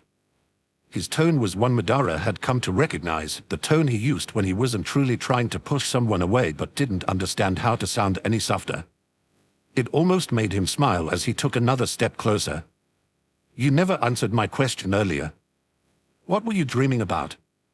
Tobirama made an incredulous face, shoulder dropping in shock. "That's what you chased me down for. It's none of your business." He lurched back when Madara took another step closer, backing away until he brushed against the wall of the tent. Madara hemmed the other man in with his own bulk. "Isn't it?" The older man did nothing to hide the uncharacteristic softness of his expression as he lifted one hand to gently touch Tobirama's jaw. "I think soulmates have the right to be curious about each other, don't you?" He hadn't quite been sure what reaction to expect, but if he'd had to guess, he would have thought Tobirama to be a little relieved, maybe even exasperated it had taken him this long to figure out. There was no way he was the first to see it, not with his Voltaire personality shining like an irritable beacon and him with no filter between what he felt and what he said. So he'd very much expected his other half to know he was his other half and, considering his personality, to be very tired of waiting. The shock present on Tobirama's face wasn't quite what he expected, though what really threw him was the lines of fear that he could sense. What on earth could Tobirama have to fear? "You know. When did you figure it out?" He didn't sound like he was about to start scolding Madara for taking so long. Instead, he sounded as though he hadn't had enough time to prepare for something, and that room in the back of Madara's mind was filling slowly with dread. The Uchiha frowned. "That doesn't matter." He was reluctant to admit that it was only hours ago that things had come together for him. "What matters is that I know, and I get the feeling that you wish I didn't. Come to think of it, if you already knew, you could have said something, and the fact that you didn't would also imply you didn't want me to know. What gives, Senju? Oh, don't act all hurt, as though you're excited about this or something." Tobirama glared, batting Madara's frozen hand away from his face. "I beg your pardon." He was so dumbfounded he very nearly let himself be shoved to the side, catching Tobirama's wrist at the last second and standing his ground. They were standing so close he would only need to duck his head and they could be kissing. Madara shook himself mentally, wondering where that thought had come from. "You've known about this for some time, no doubt. And you've been deliberately keeping your silence in the hopes that I wouldn't discover you. Why?" He jerked his head back a little when Tobirama snarled at him. "You made no secret of your distaste for me. I'm a Senju. Should I have stopped you in the middle of battle and declared my intentions? Of course not. You would have taken my head off just for suggesting it." His words almost made Madara wince as it became obvious that he'd known for far longer than the older man had assumed. "We've been at peace for months, living side by side and sharing space for months." "Well, the corners of Tobirama's mouth tilted down and he turned his head away, looking at Madara from the corner of his eye in a way he had come to understand meant that Tobirama was embarrassed and trying not to show it. "I don't hear you singing my praises exactly. My intention was to mention it only after I was certain that you no longer are." Even without his sneak peek into the man's feelings, Madara could read his face. The deeper his embarrassment, the deeper he frowned. "Until I no longer what?" he demanded impatiently. Tobirama snorted but still did not look at him straight. "Until you no longer wish to eviscerate me for simply existing. You're not quiet about your distaste for the members of my clan, and nor me specifically." He understood then. Tobirama hadn't said anything because he was under the impression that Madara still disliked him. For all his genius, he hadn't figured out that Madara saw him as the closest thing to friendship he was capable of. Unexpectedly, the idea that he knew something Tobirama didn't sent a swell of petty pride through him. It didn't happen often, although he wouldn't be caught dead admitting that. There were a lot of ways he could have reacted to this realization. He could have mocked Tobirama, as most people would assume him to do. It was certainly the action which would come most naturally. He could have lorded it over him that for just this one thing he was the smarter of the two. He could have pretended offense or even openly agreed were he so inclined towards pointless cruelty. No matter what the general opinion of him was, however, he was not a pointlessly cruel man. He had no desire to drive the one before him even farther away, especially now that he finally understood that current of dread and fear. The fear of rejection. Tobirama twitched when Madara raised his hand to brush against the pale man's jaw once more, narrowing his eyes but not pulling away. "Does it feel like I hate you?" he asked quietly. Tobirama blinked. "What? You can feel my emotions just as much as I can feel yours. Do you feel hatred? Anger? Distaste?" Instead of answering, the other turned his head away just a fraction more. Madara smiled at his embarrassment, his fingers growing bold enough to trace the jaw they were touching, grazing past his ear to fiddle with the ends of silky white strands of hair. "I don't hate you, Tobirama. I haven't hated you for a while now. I would almost call you a friend, but I don't feel for you what I do for Hashirama. It's different." The blossoming disbelief in his head was amusing, though a little sad. "Bullshit," Tobirama protested, voice quiet. "HMPH. I am many uncomplimentary things, Sinja, but I am not a liar." Madara shrugged in a self-deprecating way. "I've never been good at showing that I care. You'll have Azuna to commiserate that with." Tobirama was staring at him as though any moment now he might start laughing and say it was just a jerk. Although none of the worry hope he was feeling could be seen on his face, Madara could sense it. He wanted to offer more reassuring words but didn't have any to give. This wasn't his forte. Part of him wanted to press his fingers farther into the hair he was playing with, cup the back of Tobirama's head and stroke the back of his neck, but that seemed like a terribly intimate thing to do. He wasn't even sure where the urge to do so had come from. "Sir, you never answered my question." He grinned when Tobirama rolled his eyes. "Not this again. What were you dreaming about?" Likely no one but him had ever seen the shy expression that blossomed over the Senju's face then, a light pink color on the tips of his ears and eyes skittering away and back, unable to hold his gaze for long. Madara waited, uncharacteristically patient and strangely undid by the hesitance he'd never witnessed before. Tobirama twisted his mouth and swallowed, staring intently at the air above Madara's shoulder as he finally answered in a quiet voice, "You." "Me?" Madara blinked, stunned. "You were, oh." He understood, suddenly, what had happened before in the tent. To awaken from a dream and see the subject of that dream standing there, of course it had taken him a moment to realize that he was back in reality. It would also explain why the presence of his chakra hadn't awakened him. Madara thought of the soft, happy smile he'd been given, looking up at him fondly, dare he say almost lovingly. And that was an option he hadn't even considered. "You can get away from me any time now," Tobirama growled, gruff in an attempt to hide what Madara could feel anyway. "You don't really want me to there." He grinned when the other man's eyes narrowed. "Screw off, Uchiha." No, the grin stretched as his fingers followed the path he had been thinking of earlier, threading into colorless hair and cupping the back of a pale neck. "I think I'd rather stay here." Tobirama attempted to huff at him, but he appeared to be having difficulty keeping air in his lungs all of a sudden, aborting the action before it even started. "What do you think you're doing?" Surely he hadn't meant to sound so breathy. "Not a clue," Madara admitted. "I'm sort of making it up as I go along." "Sounds like you." "It usually works out in my favor," he pointed out. Tobirama gave him an unimpressed look that was only slightly marred by his pink ears. "Pray tell what favor you have to gain from whatever it is you're doing right now. Your hair is a lot softer than I would have thought. Utterly fascinating. Also irrelevant." Madara laughed at the other's dry tongue. "Don't be so cantankerous." "Oh, that's rich, coming from you." Tobirama squirmed as though he might try to get away, and Madara shifted his weight closer, displeased at the mere thought of it. Tobirama, the younger again, stilled at the murmur of his name. "Get away from me," he said. Madara had never heard anyone say something they so obviously didn't mean. "How long have you known we are soulmates?" "I already told you that it doesn't matter." Madara dapped his head, the fringe of Tobirama's hair mingling with his own in a way that might have seemed symbolic were he the sort of person who thought of those types of things. When he spoke again, it was barely more than a whisper, softer than most would assume him capable of. "Then how long have you known that you wanted our bond to be a romantic one?" Tobirama stared at him, lips parting but no words coming out. The two of them hung in suspended silence for several heartbeats, both waiting for the other to move. Madara was the first to give in, breathing out slowly as he realized the urge that was clambering up the base of his spine. He wanted it too.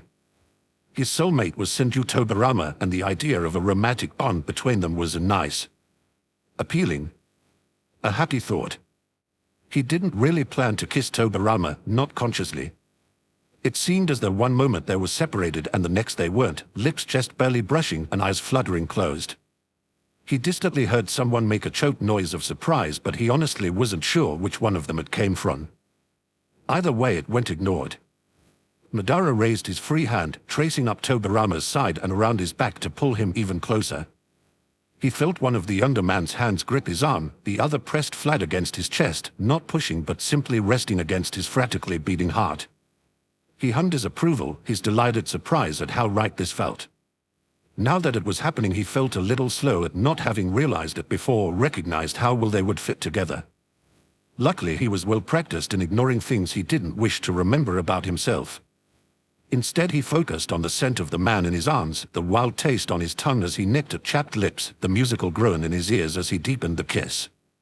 Tobirama pressed into him, and Madara nearly felt as though he was swimming in all the emotions he could feel rolling off the underman. The giddy relief and disbelieving happiness had his head spinning. The faint traces of arousal made his knees weak. But what truly sent a shiver through him and tightened his arms just a little bit more was the cresting wave of affection that swelled higher and higher with each passing moment, as though Tobirama had been holding it back and only just now released it, at long last allowed himself to feel what he had been trying to hide. Only when they slowly pulled apart did Madara realize how closely they had entwined themselves. His hand was almost irrevocably tangled in Tobirama's hair, and the fingers on his chest had fisted in his clothing as though to hold him in place. Not that he had any intention of moving. They were both breathing a little heavily, and Madara felt a little smug to see Tobirama having troubles forcing his eyes to open again, looking like he was still stuck up in the clouds a little. "I wasn't expecting that," the Senju murmured. "Neither was I, to be honest." Their eyes met, and Madara tilted his head in a considering manner. "I suppose I can understand why you wouldn't say something. Although I can't say I enjoy knowing that I was deliberately left in the dark, it did work out for the best this way. I'm glad I got the chance to know you better as a person before thinking of you as a soulmate. That you aren't raving and threatening violence against my person is enough for me," Tobirama murmured, the corner of his mouth pulling up ever so slightly. Madara chuckled. "I'm sure we'll get back to that at some point." Tobirama pursed his lips and gave him a flat look, but Madara did nothing but chuckle again. He felt incredibly light, oddly free, and he found himself looking forward to the future for new reasons. Reasons such as, "I found my soulmate," and "When the hell did I fall in love and why didn't I notice?" It was a given that sooner or later they would fall back into their natural patterns. Both of them were proud and prickly people, so it went without saying that there's promised to be a hell of a ride. Yet Madara couldn't find it in himself to have any regrets. On the contrary, he already couldn't wait. Still smiling, he leaned forward to kiss the budding frown from Tobirama's mouth, reveling in the younger man's pleased hum and the delightful emotion still swelling inside of him. It took a moment for him to recognize it, because he'd never experienced it before. He had felt contentment and he had felt happiness. Now, with his other half finally in his arms, Madara was amused to find that the village he had helped to build had actually served its purpose. He felt peace. Chapter 90, Tayuya Kasame, the one where you sing what they sing. Tayuya wasn't really much of a singer. She was woman enough to admit that she sounded like a terrified dying chicken whenever she tried. She considered herself lucky that, for the most part, her soulmate didn't seem too inclined towards bursting into song either. They did have a habit of humming short tunes under their breath, thereby forcing her to hum along as well, but that wasn't nearly as bad as the way Jorobo's soulmate had in constantly belting out terrible pop songs about searching for love. She considered herself lucky in that respect. Today was a humming day, it seemed. As much as she usually found it endearing, this just wasn't the right time for her to be humming loudly. She'd been sent out on a mission, one that required silence. Tayuya didn't much like working for Orochimaru, but she also didn't really have many other options. After abandoning her village, she couldn't exactly waltz home and expect a grand welcome with open arms. Eking a life as a bandit sounded both dull and unprofitable. She didn't have anywhere else to go even if she thought she could get away from the snake man's clutches. Her only option at the moment was to keep her mouth shut and do as she was told. And today she was trying to do just that. The mission she'd been sent on was to track down Uchiha Itachi, the man Orochimaru had been partnered with in the Akatsuki. Why her master coveted this person was beyond her. She'd heard rumors of Itachi's power, and it was obvious to her who would win in an all-out battle. As though sneaking up on someone like that wasn't bad enough, Itachi was traveling with a new partner now. While she hadn't caught a glimpse of him yet, Tayuya had heard quite a bit about Hoshige Kasame. He was rumored to a bloodthirsty brute of a man, just the kind of guy she enjoyed kicking down and showing who was boss. She bowed to no one if she could help it. Usually when one was on a stealth mission tracking two such dangerous people, one would try to stay as quiet as possible. And she was trying, that is. Her frustration stemmed from the fact that today her soulmate seemed to be in a particularly good mood. She'd been unable to stop herself from humming snatches of random tunes for the last hour, forced to bury her mouth in the scarf she'd wrapped around her neck to muffle the sound. Still, it seemed dangerous to take the chance. It would be better safer if she waited for a time when she wasn't being forced to make so much noise. Perhaps she should tail her target from a distance and try again later. Her feet shifted underneath her, legs coiling to propel her off the branch she'd been sitting on for the last half hour, when movement in the corner of her eye stopped her. Tayuya hunkered down on her perch, hiding her body behind boughs of leaves and tightening the scarf around her lips as the opening bars to a half-familiar stanza escaped her, then cut off only half-finished. "That is utterly ridiculous," she heard someone say. A deep rumbling laugh answered.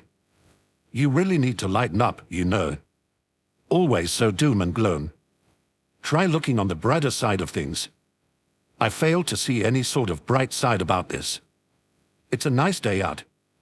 Utterly ridiculous. Tayuya's eyes widened when she peeked around the trunk to find the man she'd been searching for casually strolling along the path below her. His companion was a massive man with blue hair and tiny yellow eyes and muscles to die for. It took a few shakes of her head to force her gaze away from those arms, exposed by the long black cloak which flapped open, pushed to one side by a light breeze.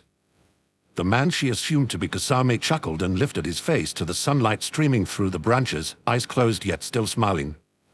Itachi looked away with a sour face, but Kasame only gave a small bored yawn before beginning to hum quietly to himself. And so did Tayuya. Her already wide eyes threatened to pop right out as she found herself forced to hum along to the exact same tune as the massive man passing underneath her hiding spot. She only got to hum a handful of notes before she realized that her chin had lifted, slipping her mouth free of the scarf and projecting her voice into the air around her. She stopped humming at the same time that Kasame did, also at the same time that the two men stopped walking. Both of them glanced up, Kasame's eyes looking directly into her own, and Tayuya could only think one thing. Joining the Akatsuki seemed like the only safe option to get out of her current servitude. All those clichés about perfect soulmates suddenly felt a lot more true. Chapter 91, Gara Karen, the one where you drain their memories. They met because of some sort of rehabilitation program her distant relative had come up with, or so she understood. Stupid Uzumaki Naruto insisted that almost all the criminals taken into custody at the end of the Fourth Great War be given a chance at redemption. Karen rather thought she'd passed redemption a long time ago, but she certainly wasn't about to say no to the chance of escaping jail time. She'd had quite enough of being chained down and locked away. Apparently part of the program mandated that those who participate be reintegrated into the society they had the least connection to in an effort to create a fresh start. Karen had little to no connection with Suna, having only been there a couple of times, and she was given little say in being shipped off to the middle of the desert at the height of summer. If she were in the habit of being honest with herself, Karen might have admitted that she was glad to be going somewhere she might be even a little bit free of her shadowed past. Too bad she wasn't in that habit. Some might consider it an honor to be greeted by the Keisuke himself upon arriving in the village. She knew exactly why he was here, however. Gara of the Sand was here in official capacity to take custody of the ex-con coming to live in his domain. How nice of him. What she didn't expect was for him to announce that he was taking personal responsibility for her. His siblings didn't seem too thrilled with the idea either. "Is that wise?" the puppeteer asked hesitantly. "Naruto offered me a second chance when I needed it," the Keisuke said in his raspy voice. I feel it's only right that I give the same chance to anyone he feels is worthy.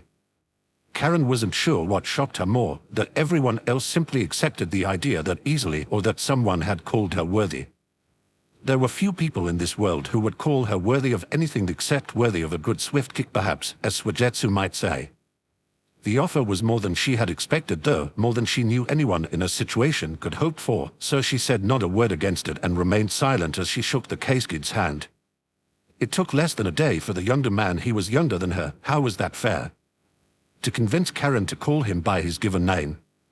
She'd never been much of a fan of formality, so that suited her just fine. On the other hand, it took 3 full days for the first train to come. There wasn't nearly the detail that all the mushy romance films promised.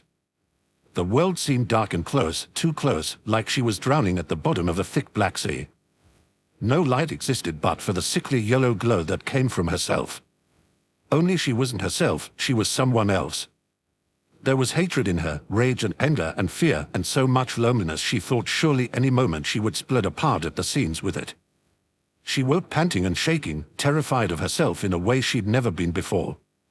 Something deep inside her knew that this was no ordinary dream, that it was a memory of the one her soul had been connected to since birth. The knowledge made her more sad than she knew she was capable of being.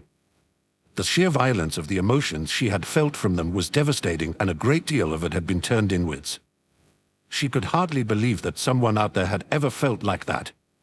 It took several hours to shake off the cobwebs of her nightmare.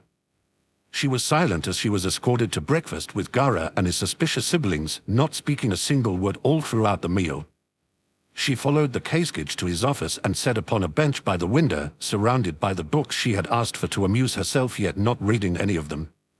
She couldn't seem to concentrate. Gaara noticed, of course. Even after such a short time she had come to realize that Gaara had a habit of noticing the smallest details. He was the sort of young man who read the fine print of a document and picked up on all the petty little things that someone was trying to sneak by him. He was the type to really listen when a person was speaking, watching their expression and their body language and listening for the nuances in their voice. He didn't always understand, but he did always notice. Upon seeing the strange mood that Karen was in that morning, Gaara declared himself tired of paperwork and announced his intention to check up on the reconstruction of the local hospital. She followed the one who held her proverbial leash without question, wandering after him under the watchful eye of everyone they passed. It seemed odd to her that the leader of their village was allowed to go about without any guards, but it wasn't something she was going to bring up. The absence of any other people permanently eyeing her with distrust worked out in her favor, after all. The hospital was a strange mix of perfectly organized medical staff and messy disorganized construction. Gaara led them through a few sections, speaking with the heads of different projects and quietly answering questions from adoring citizens. Karen crossed her arms and pretended to huff. She'd never seen someone so universally adored except perhaps Naruto. During her time serving under Orochimaru, she had seen her fair share of fanatic followers. She'd seen people trapped by circumstance, serving against their will. And she'd seen people like herself, acknowledging power but following only because of a lack of anywhere else to go. It occurred to her to wonder if this is what the younger man had intended for her to see when he decided to rehabilitate her himself. Probably not. He didn't seem the manipulative sort. What truly changed her day was when they entered the pediatric ward. Children of all different ages sat cozied in their beds, sick and wounded and yet happier than she had ever been at their age. They greeted the sight of their leader with smiles and exclamations of joy, some climbing out of their beds to come gather at his feet. It was disgustingly heartwarming, and more effort went into pretending she wasn't affected than Karen really felt was warranted. Incredibly, she was less upset when that effort failed than she thought she would be. Upon seeing the longing way she eyed the children around her, Gaara took her back the next day. And then the next. For a solid week he made it a part of their daily routine to stop by the pediatric ward of the hospital, where Karen sat surrounded by children, interacting little but watching them enjoy the childhood that she had never been able to. A day later she had another dream, a dream of childhood. It was not innocent. She dreamed of blood and screaming, pain over her left temple.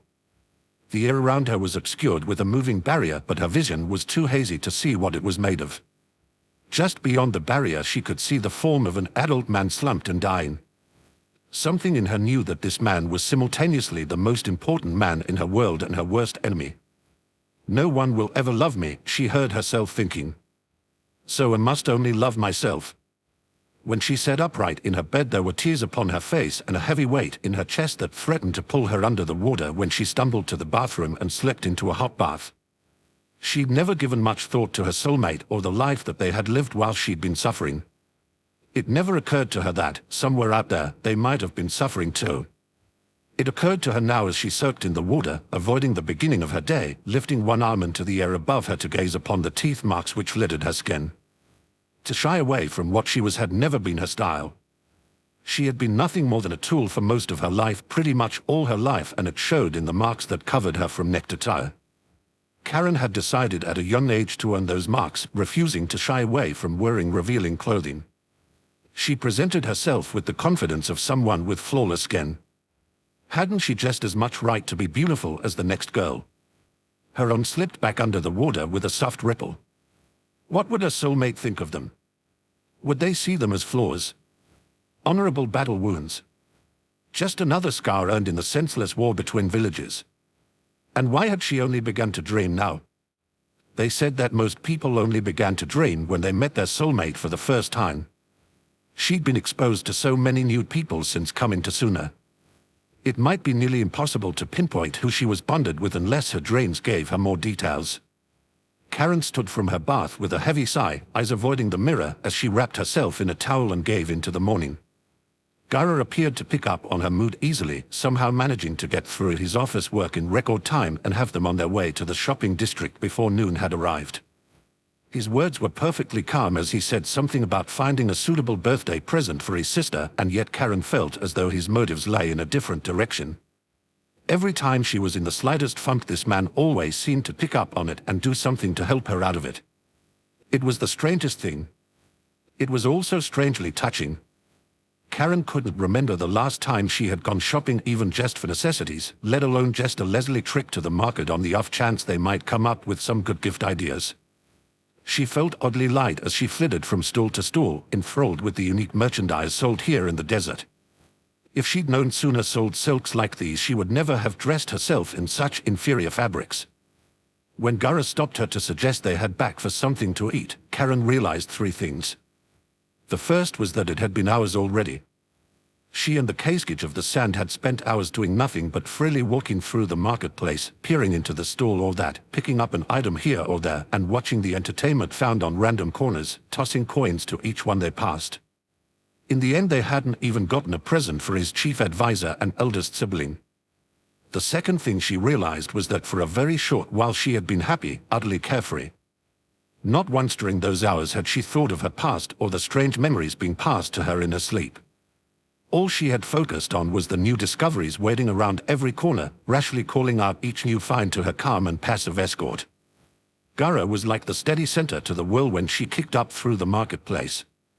The third thing which Karen realized, the thing which furrowed her brow in serious contemplation, was that he really didn't have to do any of this. She wondered why someone like him would take so much time out of their day simply to cater to the volatile moods of someone like her.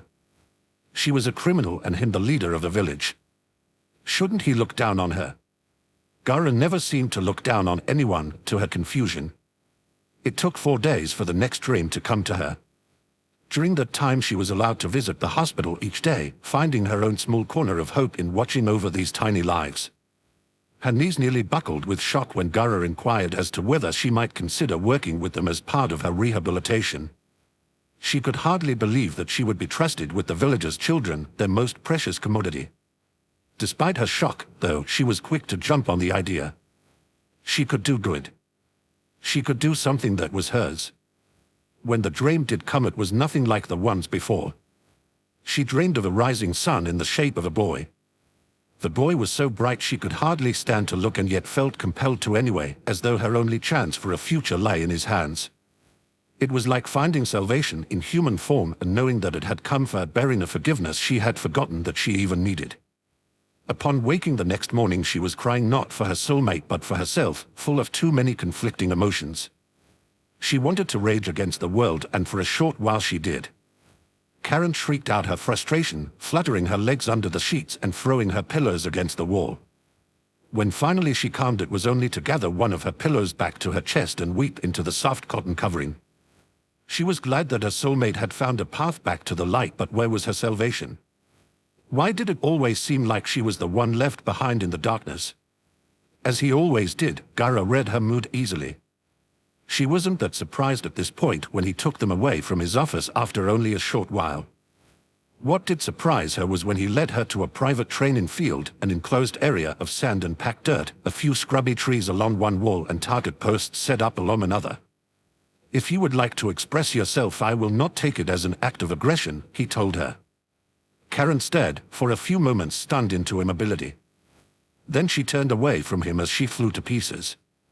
Golden chains burst from her back as she bent forward and screamed as loud as she could, whipping the air in a physical manifestation of her tempestuous emotions.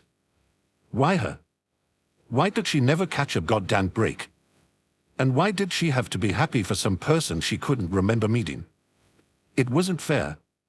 She wanted to be happy too. She wanted forgiveness too. Had she not gone through enough by now? When shrieking no longer felt satisfying, Karen allowed her chakra chains to lash out around her at random, tearing at the earth and reaching for the clouds as though to pull them down on her own head. Her feet stomped and her fists waved, and, strangely, it made her feel better. It took perhaps a bit longer than it should have for her to return to a rational state, but it felt so good to just let it all out. She wondered how Gara had known that this is what she had needed. Did he know why?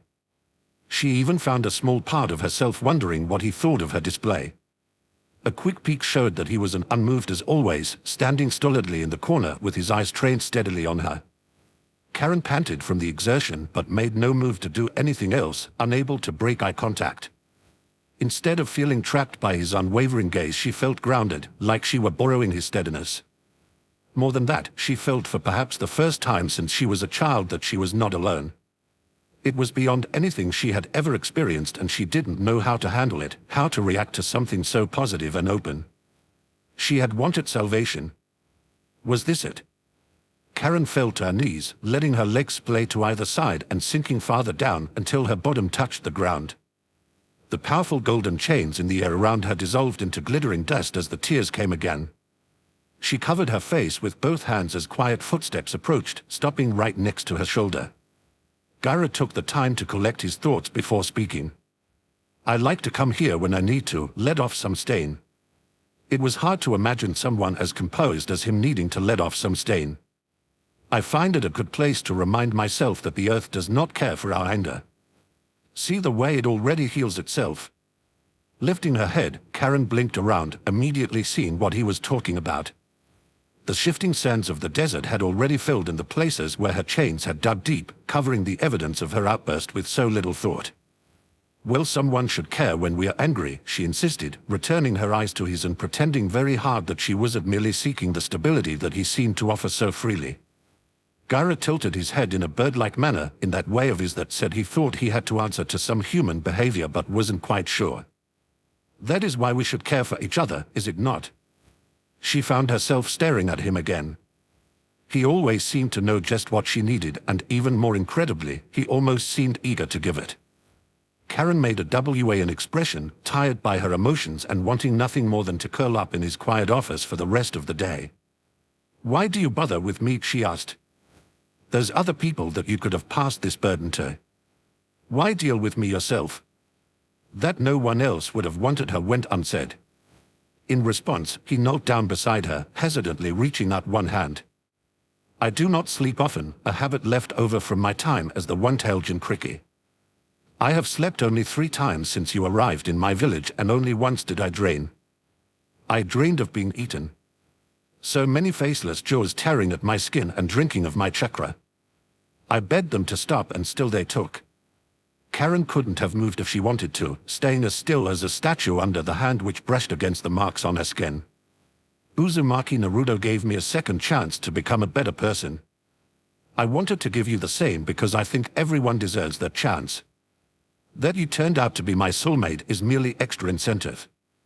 I bother because I wish for you to be happy." Just like that, her tears changed. They became less of a mourning and more of an expression of relief. Karen felt as though the weight of the world had been pushing her down for so long without her noticing, and now suddenly it had lifted. Guru of the Sand, 5th Kaisgage of Sunidakure, was her soulmate. He had seen the same darkness that she had, and he had climbed back out of it, had earned every bloody step of his own redemption.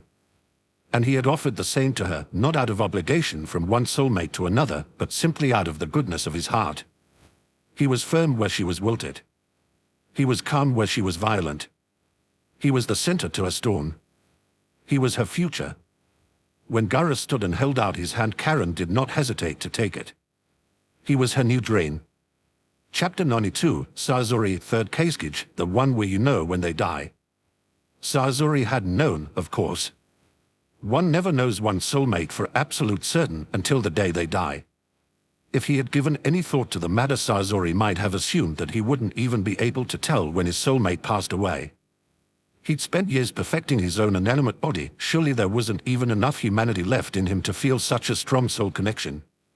He wasn't even truly sure he had a soul anymore. That assumption was proved incorrect in perhaps the worst way possible.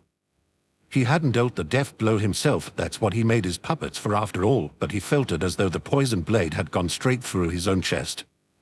He felt his lung tearing, the crunch of his ribs, the ice-cold pain like a white flame inside a body that no longer existed as flesh and blood. The moment that the 3rd Kaisgage of the Sand fell, Sazori knew they were soulmates, that he had just ended the life of the one whose soul was bound to his. Perhaps he should have caught the body rather than letting it slump and fall to the earth, but he was too stunned to move. He'd thought he'd put humanity behind him, along with any and all earthly desires. It wasn't until he felt the loss of it that he realized some small corner of his soul still yearned for its other half. And now, by his own hand, that connection was forever out of his reach. Sazori was an expert at bringing death, and he knew that he had done his dark work particularly well today. The 3rd Kaisgage was dead without ever guessing who his soulmate had truly been. Another might have respected the fallen knowing what he did now. Sazori, however, was not like many others. He had sought a powerful puppet, and a powerful puppet he was to have. In his eyes there was no better way to venerate the dead. What they did not have in life they had now in death. Sazori's figure of wood and steel carried always with it the scroll containing his most prized treasure, a puppet made from the body of the 3rd Kaisgage. Yet, despite having acquired a weapon far stronger than any other he possessed, he found himself strangely reluctant to use it except for in times of extreme need. He tried not to dwell on his habit of repairing even the tiniest scratches to the body of his precious puppet, giving it the same care that he did his own form. Sazori was immortal, and now so was his soulmate. He comforted himself with the knowledge that this way they could stay together forever. Chapter 93, Tobirama Sakura, the one where first words appear on Yuran. In general, Tobirama ignored his soul mark. If he did find his soulmate someday, then good, and if he did not, he would hardly pitch a fit. He was the sort of person who didn't put much stock in fate or destiny. They certainly weren't on his mind the day he actually did meet his soulmate, despite no effort on his part to find them. Sakura came into his life like an earthquake, like a landslide that sweeps away everything you have ever known only to replace it with something entirely new. The first time he saw her, she was opening the earth with her fist with apparent ease, dropping 3 men into a deep chasm and preventing them from attacking Hashirama while he was busy engaged with 2 other opponents. Despite the fact that it was obvious she intended to aid them, Tobirama kept a close eye on this stranger who had appeared from thin air. He hadn't even felt her signature approaching, not sensing her until she was merely a few hundred feet away, which was strange because with chakra as distinctive as hers he should have felt her from miles away. She felt like nature, like sunlight bursting through the leaves, like a brilliant fire that refused to dim. The closest thing he could compare it to was his brother's chakra. Hers felt quite similar to the way Hashirama's did. Keeping such a close eye on her, Tobirama bore witness to this strange woman heaving a man straight up in the air with her bare fists, tearing a tree in half with nothing but raw strength, and creating another chasm in the earth with no more than a stump of one heel. She was impressive, he had to give her that. A small part of him noted that she was also rather beautiful, but that part was easily ignored. The middle of a battle was no time to be distracted by a woman's beauty, or any time really. He wasn't the type to fall over his own feet for a woman the way his brother did. When the last enemy had fallen, Tobirama saw that the strange woman was heading towards his brother and moved quickly to intersect her. She might have helped, but that was hardly grounds for automatically trusting her intentions. It wouldn't be the first time he had seen someone use this method to get close to an enemy. Hashirama said nothing as he took his place in front of the older man, so used to his protective behavior that he barely even noticed it anymore. The woman, on the other hand, stopped walking to cross her arms and level him with a very unimpressed look. Despite the cheerful pink color of her hair, it was a fairly effective scowl. "Oh, by all means, stop me from healing your comrades. We can watch them bleed to death together." She raised one pretty little eyebrow at him, and Tobirama blinked in surprise, so stunned that he let her pass by him without further comment. He turned to watch her walk straight past Hashirama and instead crouched down next to a Senju man with a deep gash in his leg. It had been a long time since anyone dared to speak to him in such a manner. Even those who had known him for years still spoke carefully around him for the most part, family being the exception. The way she spoke to him said she wasn't afraid of him in the least, nor was she cowed by figures of authority. This was obviously a woman who was used to dealing with people in positions of power, if she were not one herself as well. More surprising than her tone was her skill at healing. In general, most healers were not very skilled on the battlefield. That wasn't to say that being a healer automatically made them weak in his eyes, only that so much time went into learning their craft that he knew they had little to spare for honing their abilities on the battlefield. By how young she appeared, Tobirama would have already been impressed with her skill in combat, but to see her heal so effectively and so easily, he was doubly impressed. Neither of those things, however, were what caused him to stand still and stare at her in shock.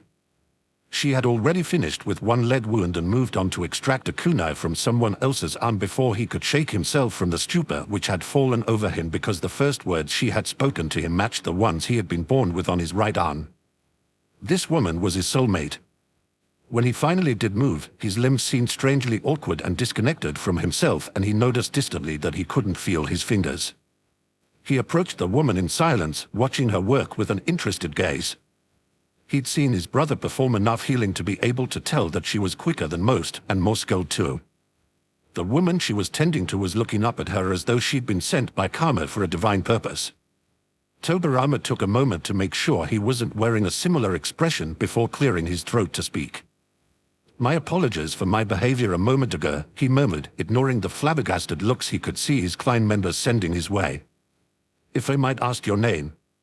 He had no attention to spare for the shocked whispering going on around them or his brother's loud voice asking if he'd heard right, if Tobirama had actually just apologized to someone. All of his attention was concentrated on the stiffening of this woman's spine and the slow way she turned around to look up at him. By her body language, it was obvious that his words matched the ones which would have been embedded in her skin at birth, just as she matched his. Strangely enough, Tobirama felt nervous for her reaction. He'd always thought he wouldn't care one way or the other. He hadn't even had any sort of inclination to look for her before. Yet now that she'd blasted her way into his life, he felt anxious, wanting to make a good impression, as though if he didn't she would get away and this opportunity he hadn't thought he even wanted would be lost. She stood up slowly, apprehension in her face and worry in her bottom lip between her teeth. Once she was up, they both noticed how close they were standing to each other, though neither moved to step away. "This is going to be fun to explain to Sensei," she said, twisting her mouth into a wry expression. Tobirama blinked. "I beg your pardon. Also really fun to explain to you." "Ah, I don't believe I caught your name," Tobirama ventured. The woman blushed a little but did not shrink away. "Sakura. My name is Hirono Sakura. And you would be Senju Tobirama. You're a lot prettier than I thought you'd be." Before he could reply, although what does one say to that? Tobirama was interrupted by his brother appearing at his shoulder with a broad grin and an easy laugh. Hashirama threw an arm around his sibling's shoulder as he addressed Sakura. "A beautiful name for a beautiful woman," he declared. "And where did you come from, Blossom?" Tobirama allowed himself to roll his eyes only as a way to resist smacking himself in the face with one palm. Sakura seemed to agree with the sentiment. The expression she gave his brother was one a woman might give to an adorable child stumbling over themselves. "I come from a place where people have more imagination than to call me Blossom." "You're not what I expected of you either, Senju Hashirama." A small smile tugged at the corners of her lips, belying a shade of amusement underneath her exasperation for the man's poor flirting skills. Hashirama laughed again, not insulted in the least. She knows both of us, brother. How fun. I'm embarrassed to be related to you, do you know that? So mean. As per usual, Hashirama immediately fell into a heavy pout, his arm falling from around the shoulders that had been hugging and his lower lip jutting out until even said puppies would have taken pity on him. Nearly in tandem, both Sakura and Tobirama leveled equally unimpressed expressions at him. You not helping your case, Tobirama said blandly before turning back to the woman in front of him. Ignore him for a moment. He's always like this. You, however, you are a mystery, Haruno Sakura. I didn't even feel your chakra approaching before you arrived, and that isn't something I could say of the average shinobi. I'd be surprised if you had felt me approaching, Sakura told him. Seeing as how I wasn't really there. Some form of teleportation jutsu. I've been working on something similar myself, recently. The limitations of the body flicker frustrate me. He offered her an interested smile, barely a twitch of his lips, then paused in confusion as she politely hid her laughter behind one hand. I suppose you could call it teleportation, although it wasn't distance I was traversing. Tobirama tilted his head to one side. She was a mystery, becoming even more so with every question half answered, and he'd never been so quickly interested in a person before. I don't believe you mentioned where you're from, Miss Haruno. When she lowered her hand in response, he wasn't expecting the mysterious smile it revealed. I come from a village you both know and don't know, she said playfully. Are you always this frustrating, he asked. No, of course not. She leaned a bit closer until all he could see was candy pink hair framing the prettiest face he'd ever seen, plump lips making love to every syllable she spoke. Usually I'm a lot worse. Beside him, Hashirama came out of his slump and immediately began to laugh, a deep-bellied guffaw that echoed through the clearing they stood in. It broke the reverie Tobirama had sunk into and brought him back to reality. Suddenly he became aware again of the people surrounding them, the wounded comrades and fallen enemies, and the fact that he was almost flirting with a perfect stranger right in the middle of it all. All his life Tobirama had given very little thought to his soul mark and the one it would lead him to. He didn't regret that now, in fact, he was grateful. If he'd had an inkling who he was bound for, the waiting would have been all but unbearable. He had known Sakura less than 10 minutes, yet already he could tell that she was unique and almost couldn't wait to begin unraveling her. Sakura turned away from him to return to treating the wounded, but by the way her eyes lingered on his over her shoulder, he got the impression that she shared that sentiment. Chapter 94, Tobirama Kagami, the one where first words appear on your an. Sometimes coming from a rather large family was a good thing, like while he was going through school, and there had been literally dozens of cousins happy to help him out whenever he was a little short on his bells. Other times having a family as big as his own was extremely annoying, like when one of them decided to bother him about his soul words and the rest of them picked up on the idea as well, nattering at him one by one until he felt as though he might throw his phone against the wall if he got one single more text from any of them. Kagami loved his family, he truly did, but the Uchiha as a whole were even nosier than a group of bored old ladies. If he had to fend off one more question about whether or not he had met his soulmate, he was likely to go mad. And seeing as how most of his friends already thought he was mad for various reasons, usually his propensity for playing with fire, that wasn't likely to endear him to his soulmate if he ever did manage to find them. Blowing out a heavy sigh that spoke loudly of exasperation, Kagami turned off his cell phone and flopped down on the bed, dragging his laptop onto his belly and waking up the screen. His fingers skated over the flat mousepad, going for the messaging system by sheer muscle memory. If there was anything that was likely to cure his bad mood, it would be talking to his best friend. Kagami just hoped he was online.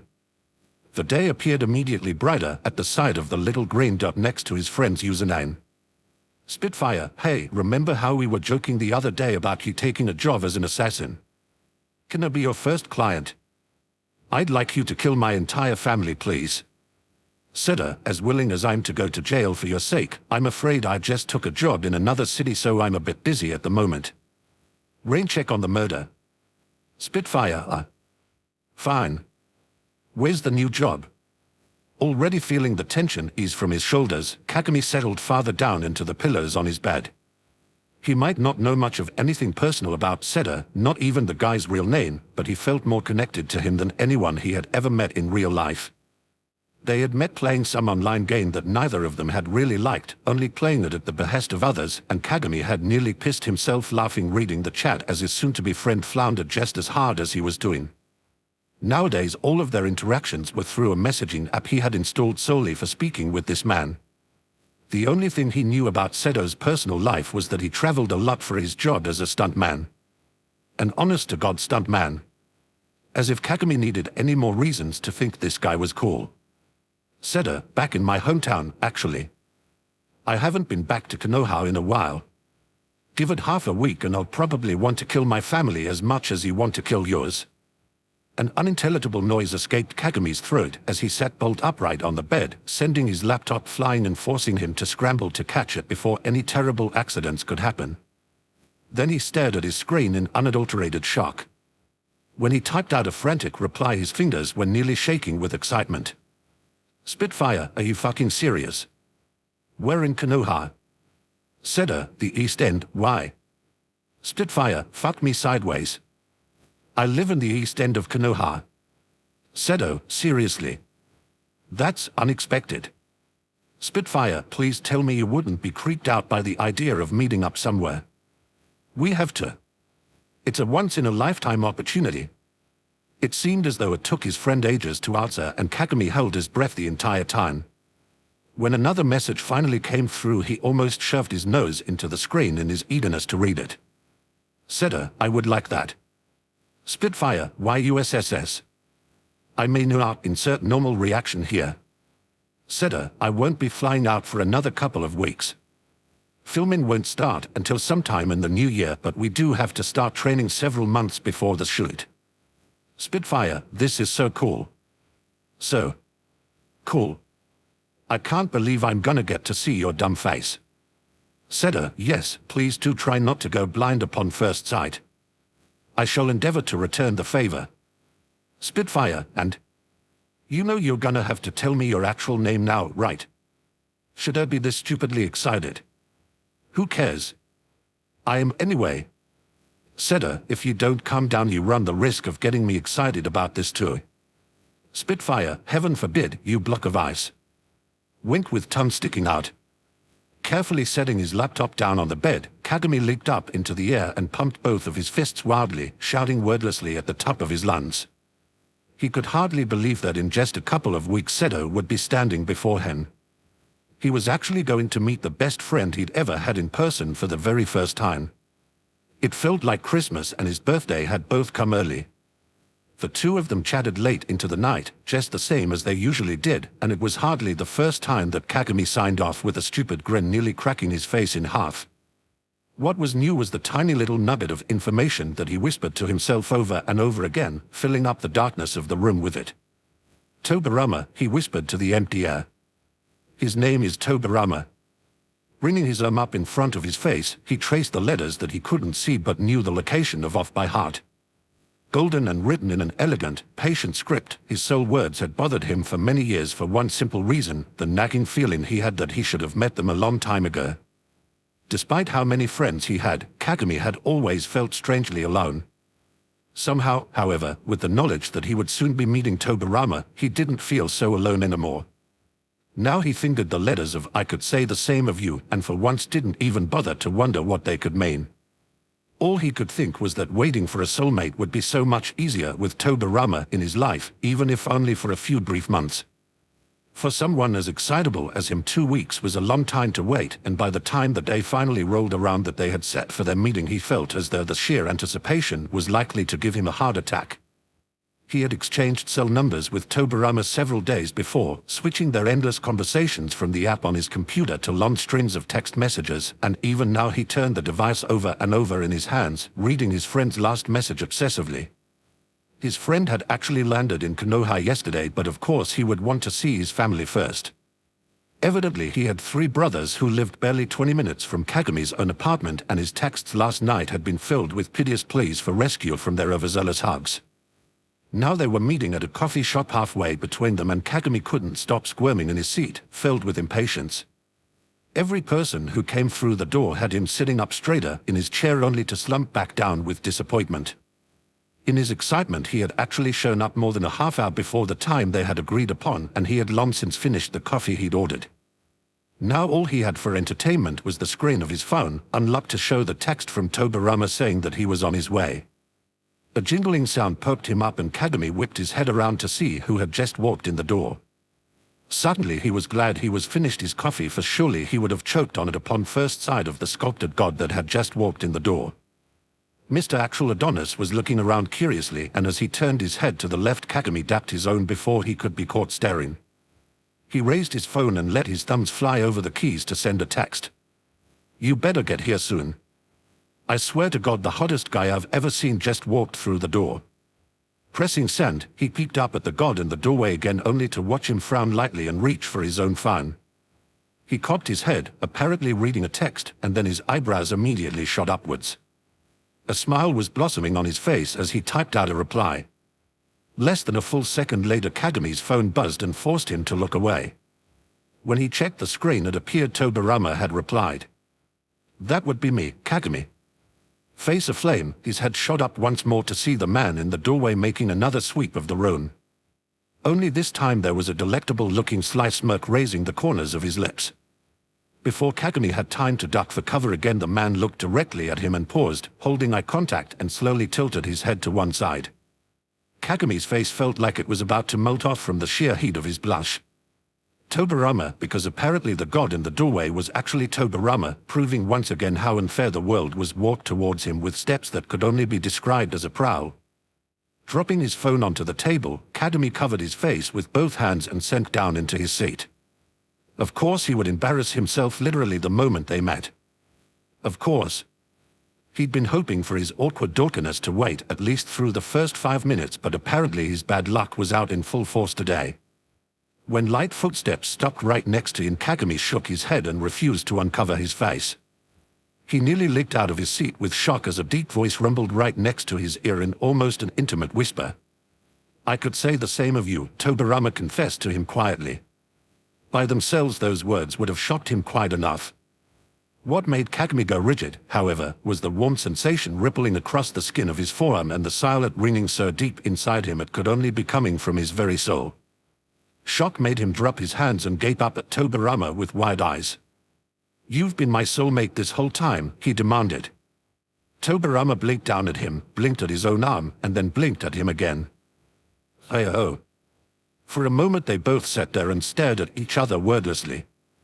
Then suddenly Tobirama began to laugh, the very sound of it sending shivers down Kagami's spine. "I should have seen that coming.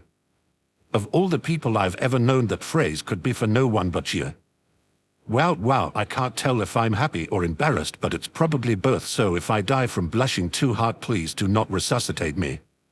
Kagami snapped his jaws shut before he could really get onto a roll and babbled the whole day away as he was wont to do. The heat in his cheeks didn't seem to be even close to abating, and neither was Tobirama's smirk. He whimpered as the other man cleared his throat and lowered himself into a seat adjacent to Kagami's. "Can't say I was expecting this, although I also can't say that I'm disappointed in any way." He leaned back in his chair casually, eyes running up and down Kagami's form in an openly appreciative manner. "Maybe Anita was right, I really should have come home a long time ago." "How are you not running for the hills right now?" Kagami demanded. Tobirama chuckled. "And what would I be running from, pray tell?" "My incredibly attractive soulmate, who is the most adorable blush I've ever seen and also happens to already be my closest friend." "Oh yes, that does sound scary." Kagami shifted in his seat, pressing both hands to his cheeks with a very real fear that they were glowing brightly enough to blind unsuspecting passers-by. A tremble passed through his limbs when his companion reached out a hand to cover one of his own, gently pulling it away from his face. One simple touch and he could already feel his heartbeat rewriting its patterns, the entirety of his existence shifting. Quite suddenly nothing in this world mattered like the man sitting with him. "If it's all right with you," Tobirama murmured, lowering their still connected hands to the table, "I think I'm rather happy right where I am now." "Wow," Kagami breathed again, hardly able to believe his luck. It probably wasn't very often that one got to make friends with one's soulmate before discovering the connection, and he felt incredibly lucky to have done so. While there was still 100 things he didn't know about this man, he already knew that they were perfect for each other just from the hundreds of pointless conversations they'd had over the years. And from the moment he had laid eyes on him, a whole new world of possibilities had opened up, the kind of desire he'd only read about in terrible romances filling him to the brim. As excited as he was to see where they would go, however, he had to agree with his soulmate. He was rather happy right where he was. Chapter 95, Kakashi in Naruto, the one where the feelings show on your skin. The first time he noticed it, Kakashi had no idea how long it had been there for. He had stopped checking for a mark when he was 10 years old, too busy with the notion of fighting against his father's fate to think about a possible future with some ephemeral possibility.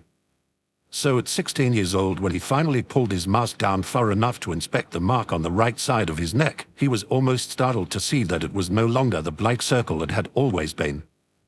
Now the circle had been filled in with a red-orange coloring, like burning rust or too bright blood. It was entirely the wrong shade for love, although he didn't need proper lighting to tell him that. Just looking upon one's mark was enough to decipher the meaning behind the color, and Kakashi knew at a single glance that his own soulmate feared him. His first reaction before the guilt and self-loathing set in was a complete lack of surprise, having been in ANBU for 2 years now and at least in some way connected to the deaths of all of his precious people. There was a lot to fear about him.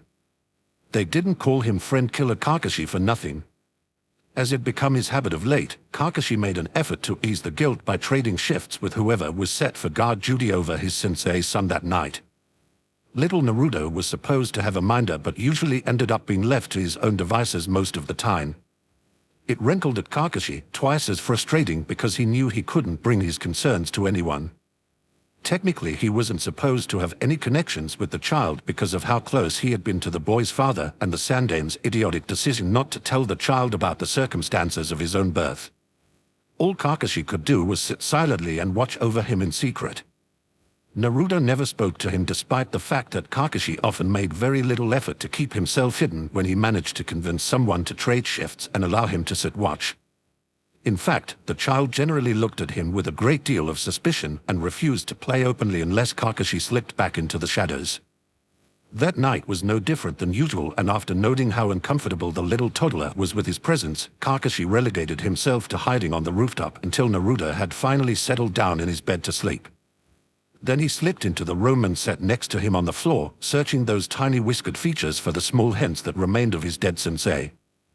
"I know it's my fault, Naruto-kun," he whispered. "But I promise to stay as far away from you as it takes to keep you safe. Maybe the Sandame is right. I won't come here anymore, I promise." Kakashi rarely looked at his mark after that, mostly due to having buried himself so deeply in ANBU that he barely even remembered to breathe some days. After a few years he dared to glance at his mark only to find that the coloring inside had faded to a smoky gray, which said that his soulmate really didn't think of him at all anymore. While some might find that painful, Kakashi was instead heavily relieved. If they never thought of him, then he couldn't frighten them anymore.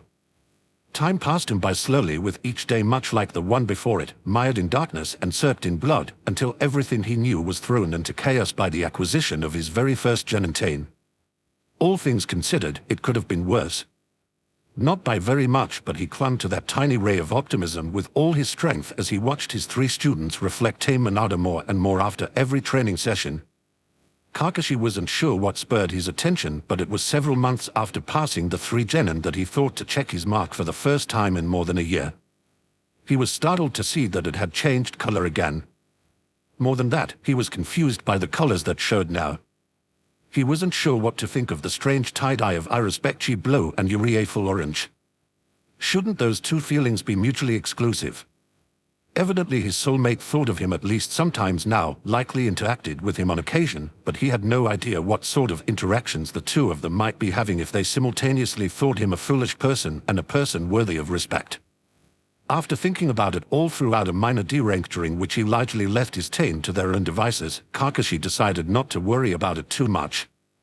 He was just grateful the red of fear had not returned, that he had never been cursed with seeing black hatred on his own skin. While he wasn't certain whether or not he even wanted to meet his own soulmate, he was very certain that knowing they hated him would shatter the pieces of his heart which had at long last only just begun to heal. Over the years the colors slowly shifted to more and more positive emotions, ones Kakashi didn't truly understand the source of. Could there really be anyone in the world who looked at him with such fondness? Who it might be remained an utter mystery to him, as he couldn't think of a single person whom he might have had such positive interactions with. Even the theory that their opinion was based on observations from afar was torn apart simply by looking at his current track record. Since leaving ANBU, he had failed at holding his Gen and team together, failed to look after the well-being of the two students who hadn't defected, and slunk back into the shadows of high-levels missions that blooded his hands nearly as much as his adolescent years. The war was better only in the sense that he hadn't truly failed anyone knew, rather. Finding out about his ongoing failure of Obito wasn't a new happening, only new information to him. When Tsunade had seen fit to burden him with the position of Hokage once all was said and done, he had honestly been too tired to fight her on it properly, leading to him sitting in his brand new office, wearing a set of brand new robes and fiddling with a brand new calligraphy set as he contemplated all the strange places his life had taken him. Being Hokage meant he had a lot of duties now that he hadn't before, most of which he found rather tiresome. Only one of his new responsibilities was in any way pleasant, and even that caused a trouble in Kakashi's mind. It wasn't that he minded spending so much time with Naruto as he trained the young man to take over his rightful position as the 7th Hokage somewhere down the road. The problems began when Kakashi realized that he was perhaps enjoying their time together just a little too much.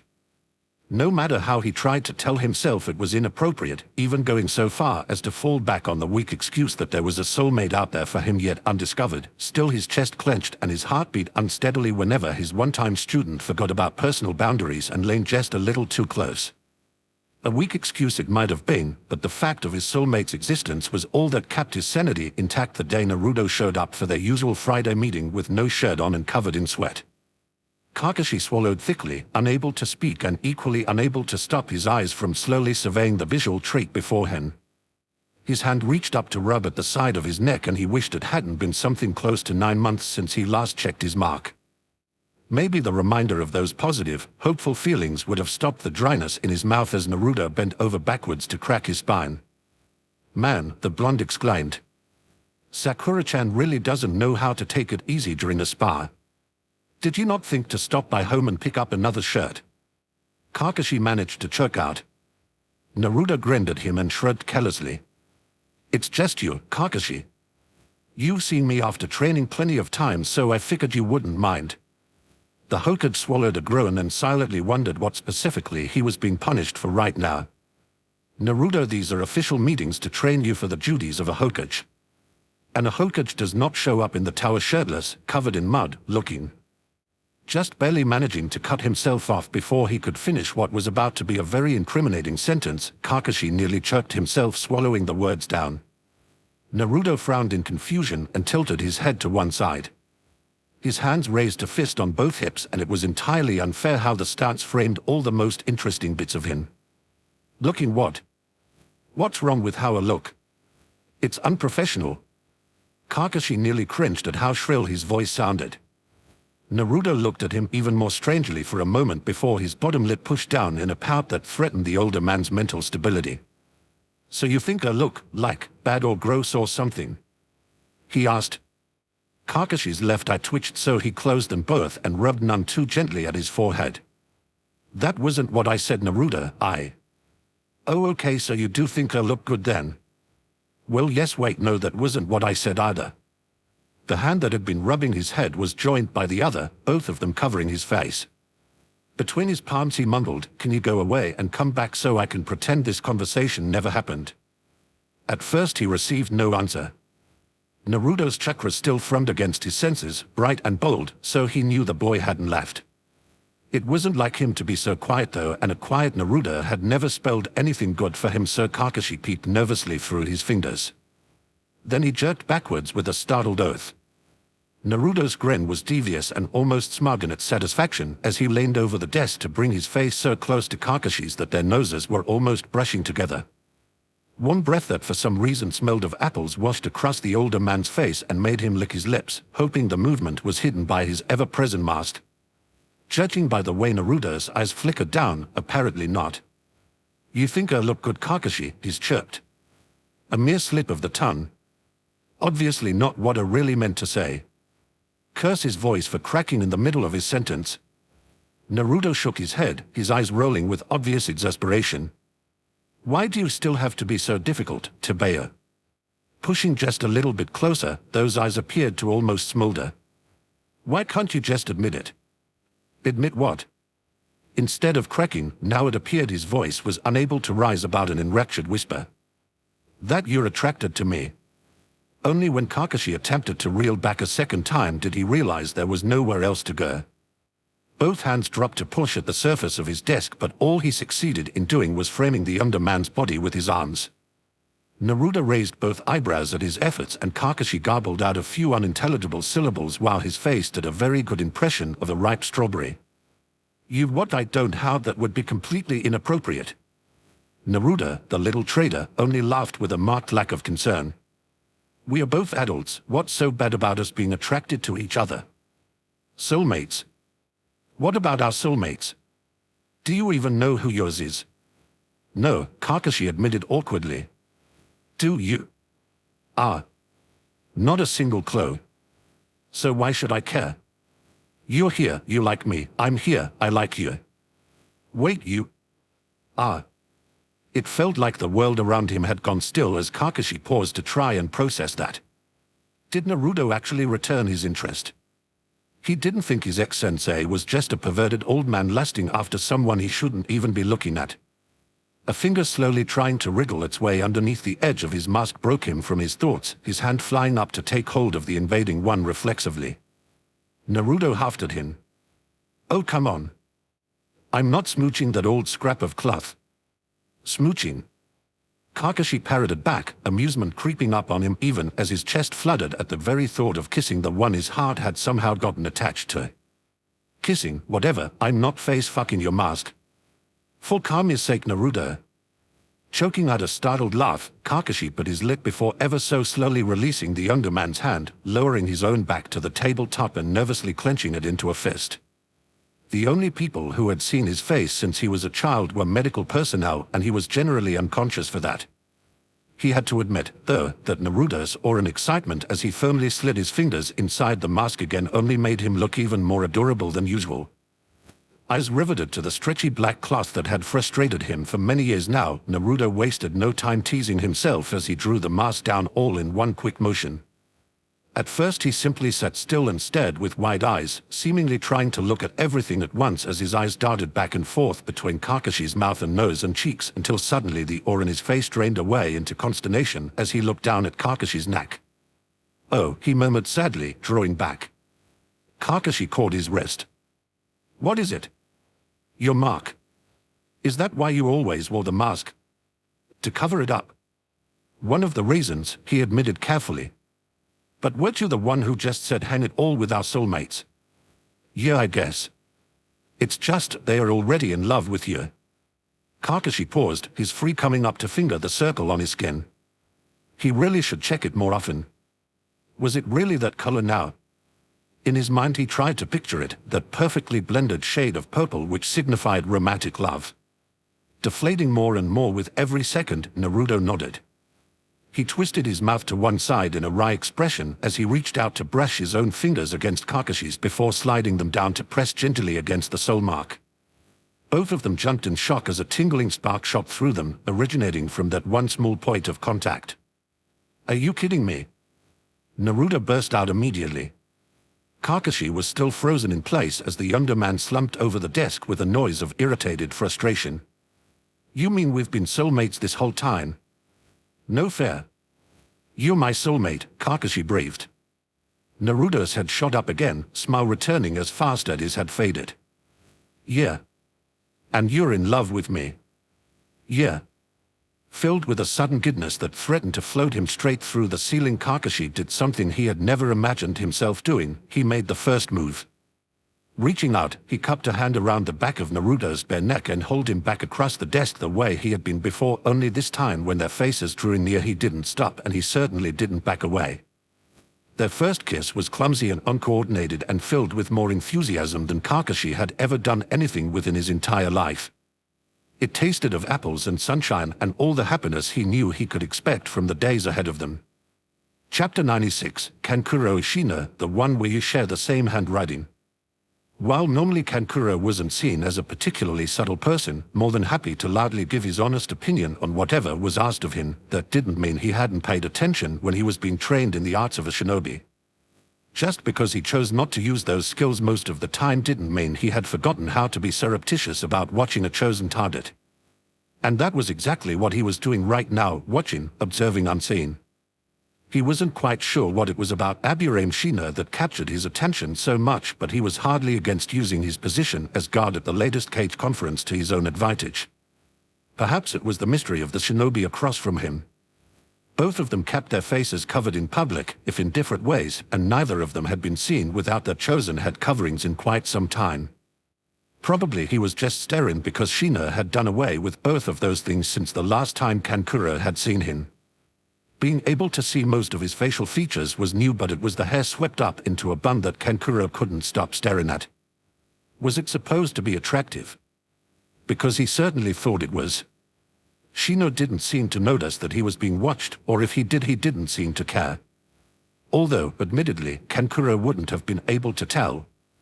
The visor that the Konoha shinobi wore across his eyes hid them entirely from sight.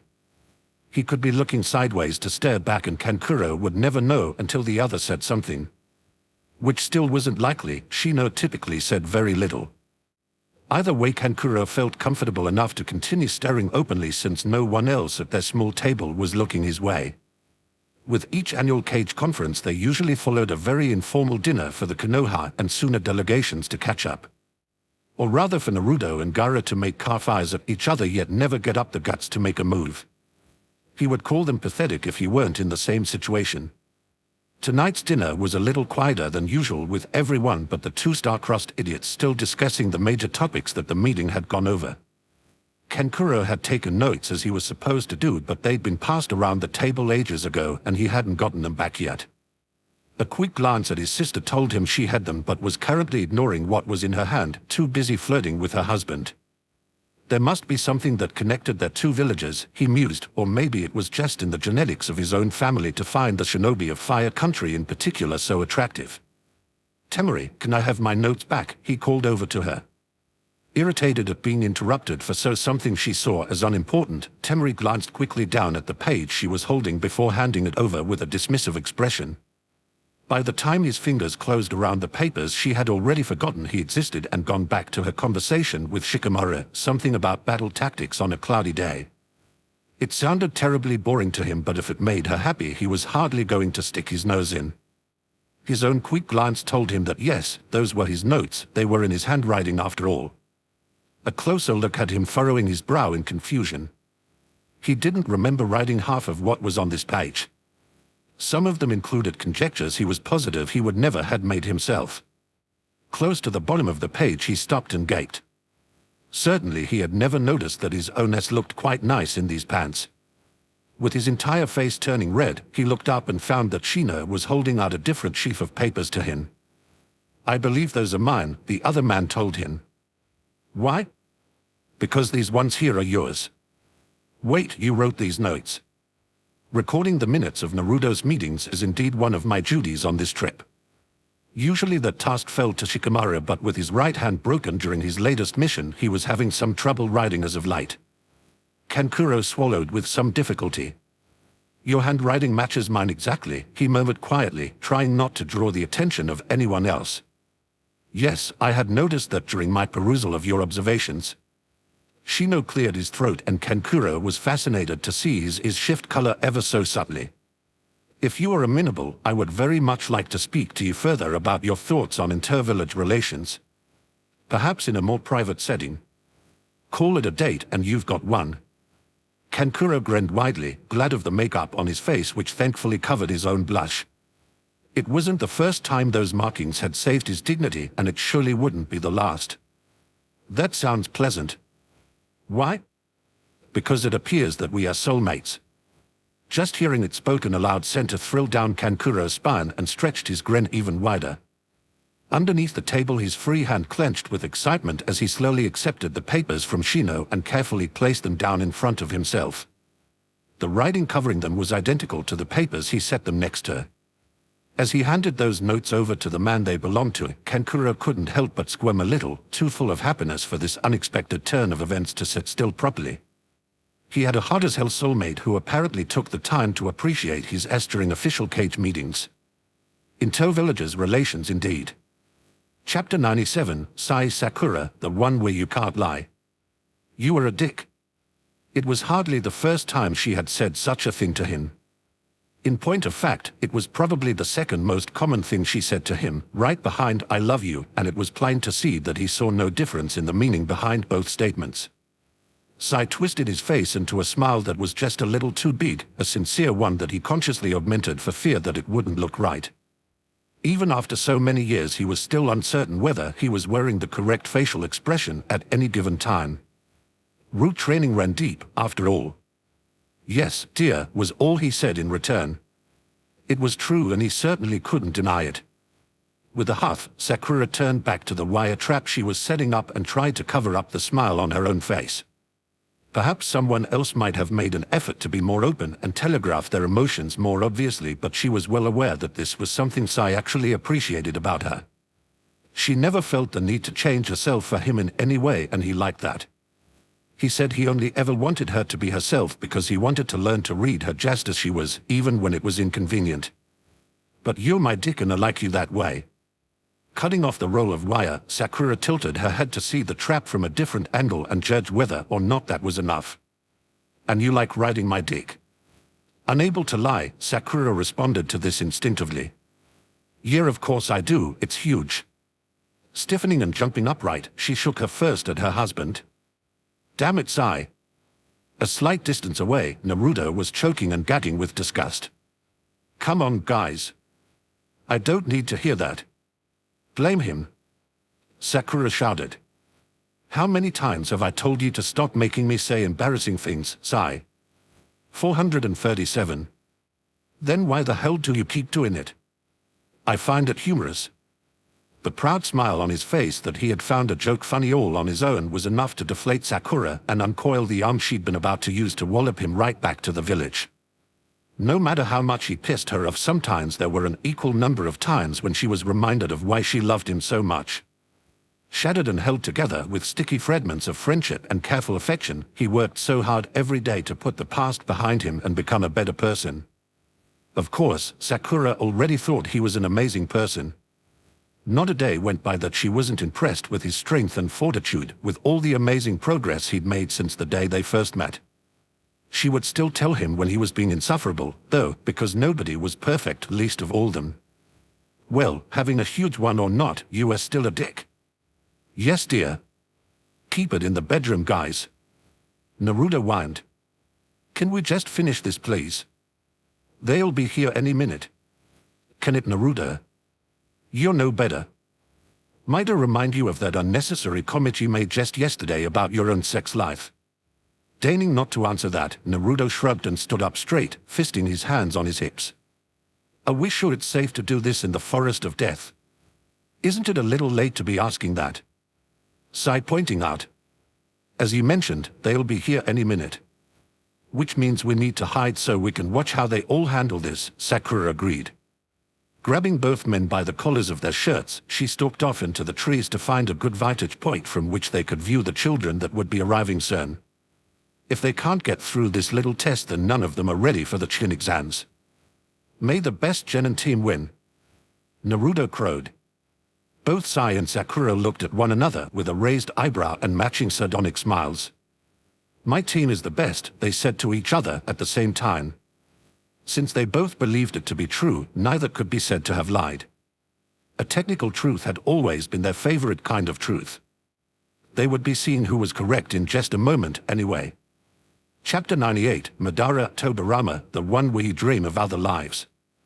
Sometimes the worlds he dreamed of were so wildly different from his own that Madara mistook them for nightmares or flights of fancy. Surely there didn't actually exist a universe in which he fought crime using his own magically extending hair. The mere thought of it was ridiculous enough for him to chalk it up to not sleeping as many hours as he should. Other nights he would see worlds of horror in which his body was twisted beyond recognition, or even strange other versions of his own world where he had followed a different path from the one he was on, made different decisions that changed the course of the future. In most of the worlds, Madara dreamed of Lumin. He dreamed of searching for countless years across countless universes, always looking for the same thing, the other half of his soul. Sometimes he would find them, and while the image of their face never lingered once he woke, the one thing he always remembered was the sheer joy that came from being at their side, the feeling of completeness. What he wouldn't give to find a peace such as that in his own world. That inescapable longing for such harmony was what led him to accept Hashirama's outstretched hand in the midst of their latest clash, more so than any desire to unite their clans. Madara cared for his people and he wanted what was best for them, but in the silence of his mind he knew that wasn't what he was thinking about as he held his dying brother in his arms and looked at the man reaching out to him, offering friendship. What he saw instead was a chance to rest and seek the dreams he had been tortured with his entire life. No one was surprised when Azuna protested, but for once Madara closed his ears to his brother's opinion. Something about this felt right in a way he couldn't explain, and he felt as though doing this would lead him down the path he was meant to be on. Who was he to deny such a premonition? Hashirama offered to heal his brother, also ignoring the young man's loud protests, and Madara stood next to them with his eyes scanning the people gathered around them. The members of both of their clans stood opposite each other, eyes watchful and body language wary, yet he noticed that very few hands were actively gripping their weapons. Countless people kept their hands free and ready just in case, but he could hardly blame any of them for that, and he considered it a win that none were openly preparing to attack. One person he kept a particularly close eye on was Hashirama's younger brother. He knew little of Tobirama besides the ramblings he'd had to listen to from Azuna about his fighting style. What he did know was that the man was fast, skilled, and fiercely intelligent, and that he ostensibly hated all Uchiha on principle. Considering that, it was rather strange how relaxed he appeared while standing behind his brother and watching the man he had impaled less than half an hour before be healed. Annoyed at seeing your work undone by your own kin. Izuna was spitting up at him. Tobirama shrugged carelessly. "It appears we are no longer enemies," he murmured as though the matter were of little interest to him. "Not healing one's allies would be terribly improper." "Oh yeah, because I'm sure you're really concerned with what's proper."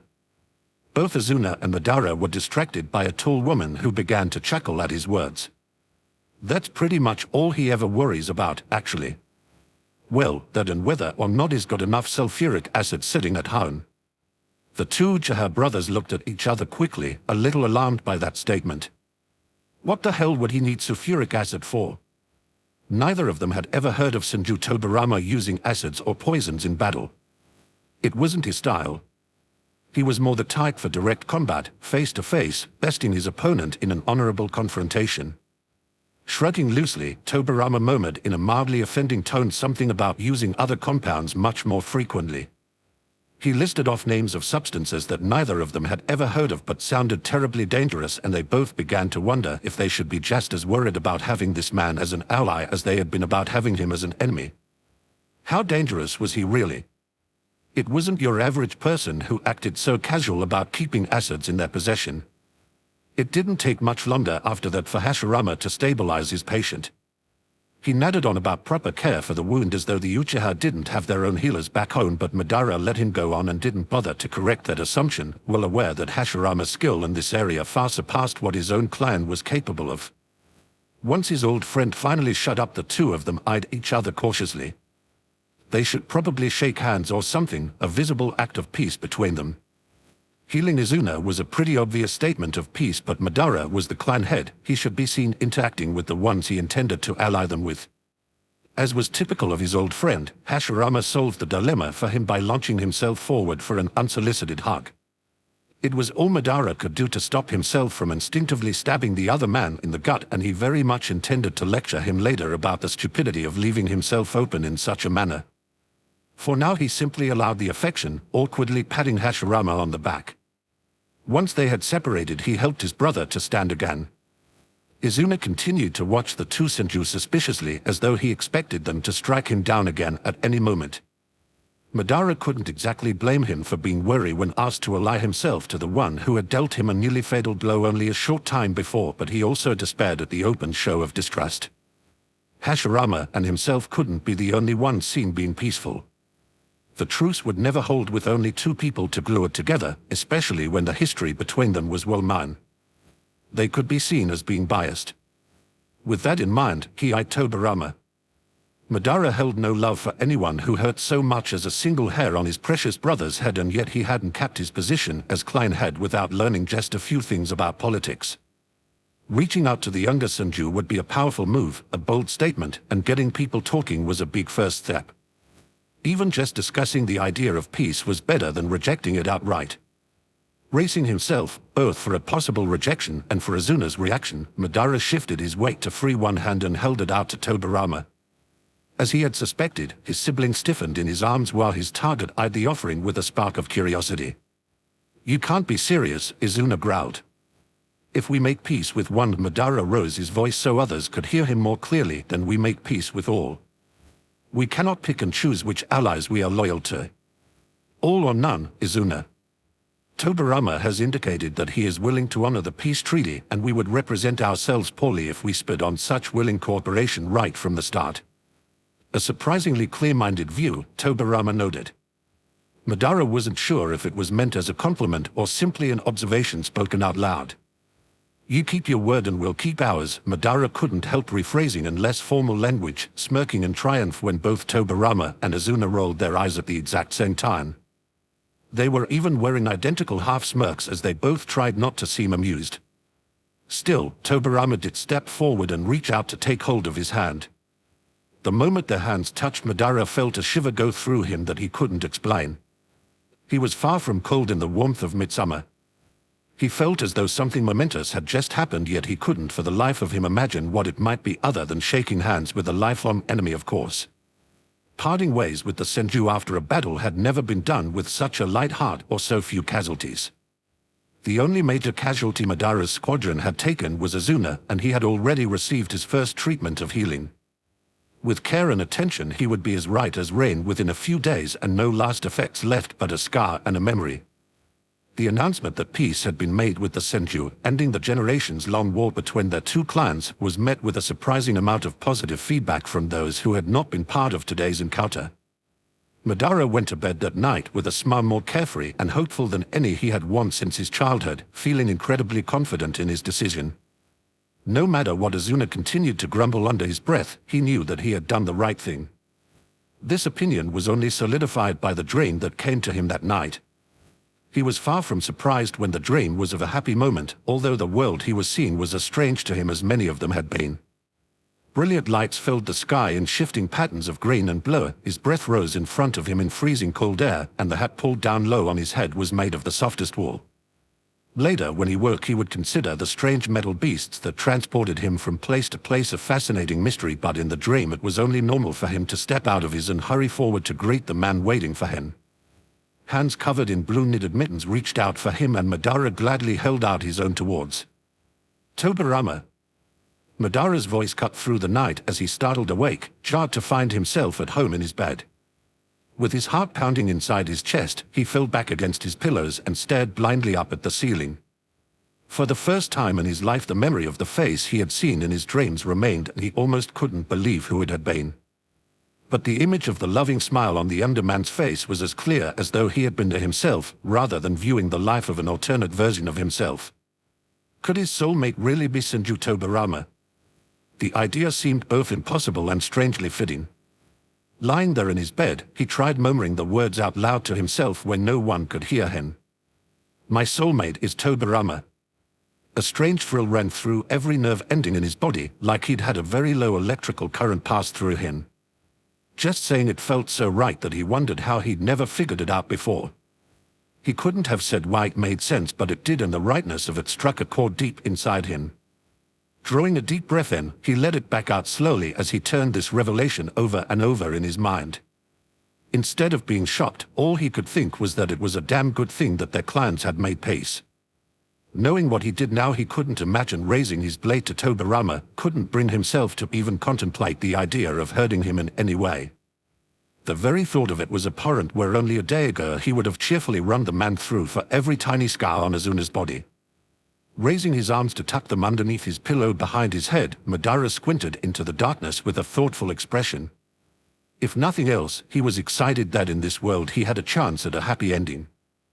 Chapter 99, Kakashi Baruka, the one where you have a tattoo of the jutsu that means the most. As a teacher who had taught more classrooms full of children than he cared to think about, Iruka knew almost everyone in the village.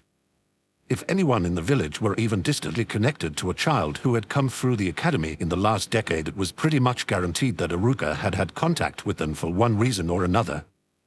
Knowing so many people, he was aware of just how stacked the odds were that one would not be able to find one soulmate before reaching the age of 20. Defying those odds in the best possible way, Iruka had found us before he was 15. It wasn't exactly hard, considering the mark that rested just above his soulmate's hip. The marks that each shinobi was born with were supposed to indicate the jutsu which would mean the most to their destined partner, and the one which was meant for him was a dead giveaway. His own was a little less obvious at first glance unless he knew who it was meant for.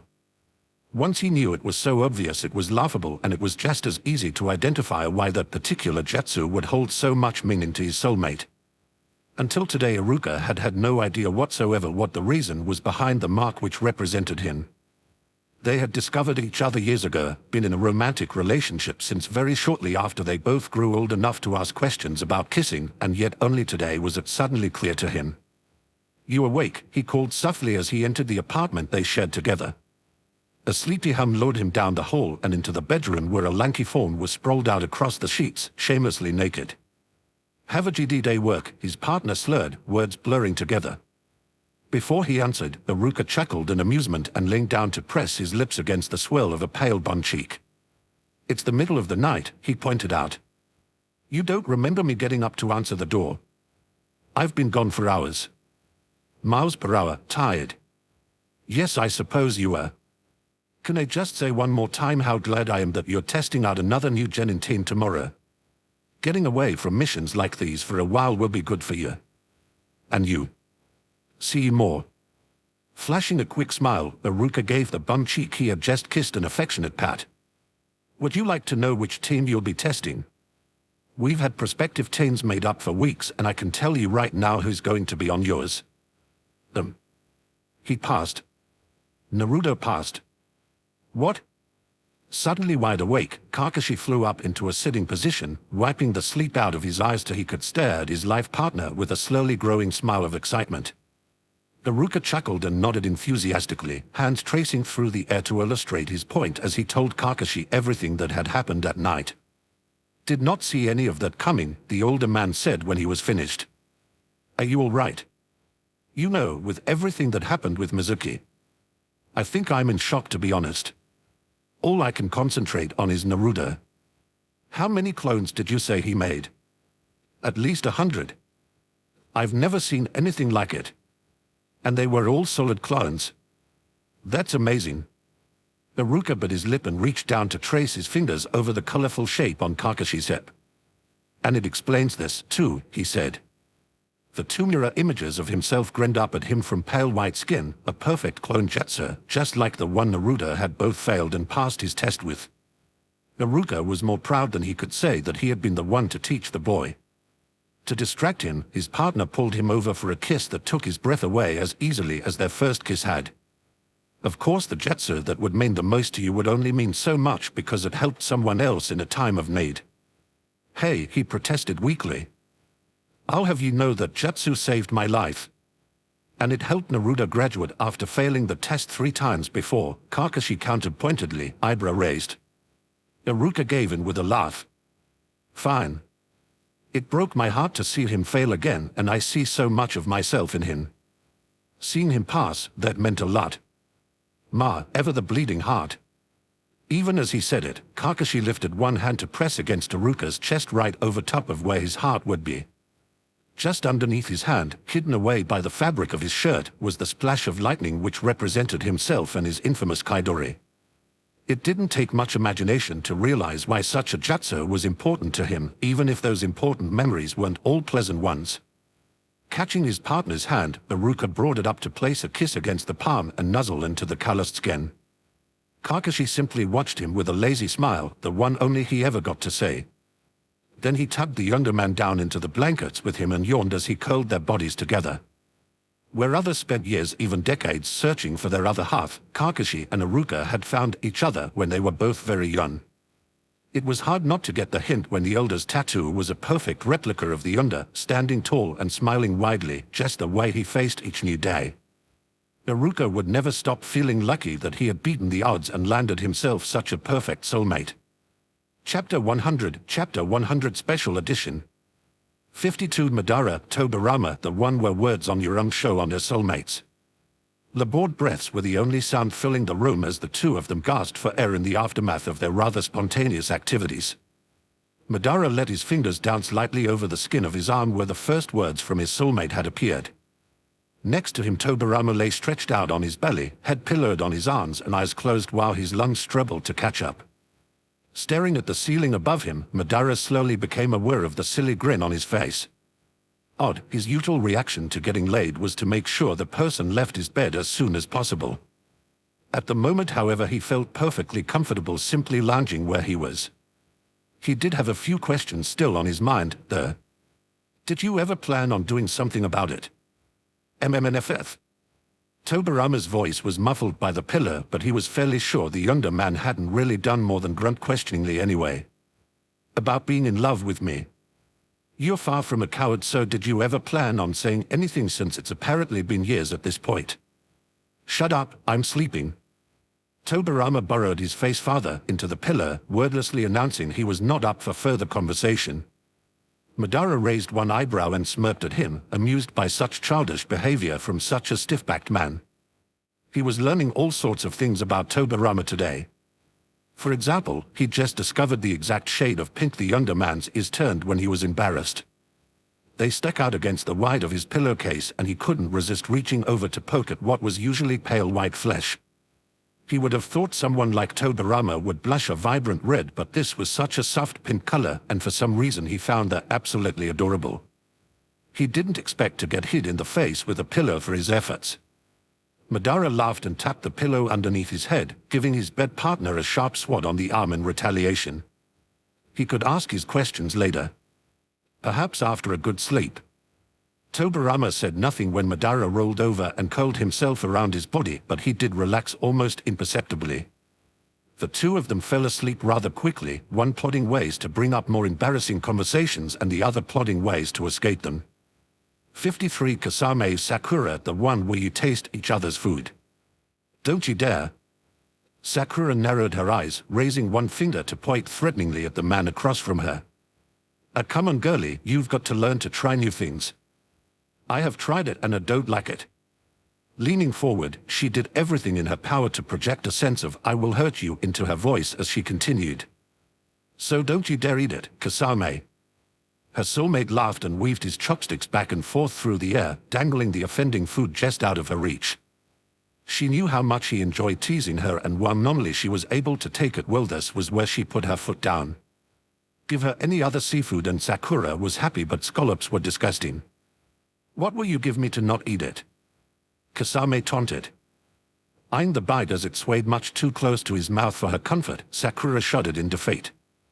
Anything, she said with a grimace. What do you want? I think a kiss might be a worthy payment. What? Come on, girlie. A nice kiss for your soulmate, eh? The brashness of his words would have come off as completely confident to anyone else. Sakura, however, had gotten to know this man over the last few years as he spent his parole in the village, and she was able to detect the slightest hint of nerves in the way his smirk was just a little stilted. His head turned away from her just a hair too far. Nibbling on her bottom lip, she replied with an easy blush rising to her cheeks. I guess that sounds fair. Course it does, Kasame said gruffly. But you're going to have to put that down first. Her soulmate scoffed at her words. No way. How do I know you'll pay up? Are you holding me hostage with a scallop? Sakura couldn't help laughing no matter how hard she tried to regain her stern expression. Although she never could have guessed it, the rough sharp-toothed giant across the table made her laugh more than anyone else. He also had a softer side that she had been delighted to discover and encourage at every opportunity. The two of them continued to bicker light-heartedly, Sakura trying to steal away the offending piece of food while Kasame jokingly tried to slip it between his lips where the taste would transfer to her own. Only when she had stood up to lean across the table did they mock battle, and with the sweetest surrender, as Kasame caught her arm and leaned upwards to press a kiss to the corner of her mouth. That tasted a lot better than scallops, in her opinion. She was fairly sure Kasame agreed. Chapter 54 Suigetsu Karen, the one where your soulmate must say your name. It took longer than Suigetsu would have liked before Karen stopped looking worried every time he walked out the door. It was like she was biding her time, waiting for the day when he would leave and not come back. It was more than a year before it seemed to sink in that he wasn't going to do that. He might not be the nicest guy in town, but he certainly wasn't the type to abandon something so good. And they did have it good, despite what someone on the outside looking in might say. He and Karen bickered like cats and dogs, constantly snipping at each other and always coming up with new and terrible insults. But they knew, he and his soulmate, they knew what went unsaid. Every insult was just a roundabout way of pointing out something they loved about each other. Every stupid fight was just their way of playing two idiots who never learned how to communicate their feelings properly. No one else was there for the quiet mornings when she cooked his favorite breakfast, or the nights when he stayed up for hours just listening to her talk about whatever crazy medical book she'd been reading recently. "Boy, get your stupid face over here and lift this for me, you lazy bum." Suigetsu grinned.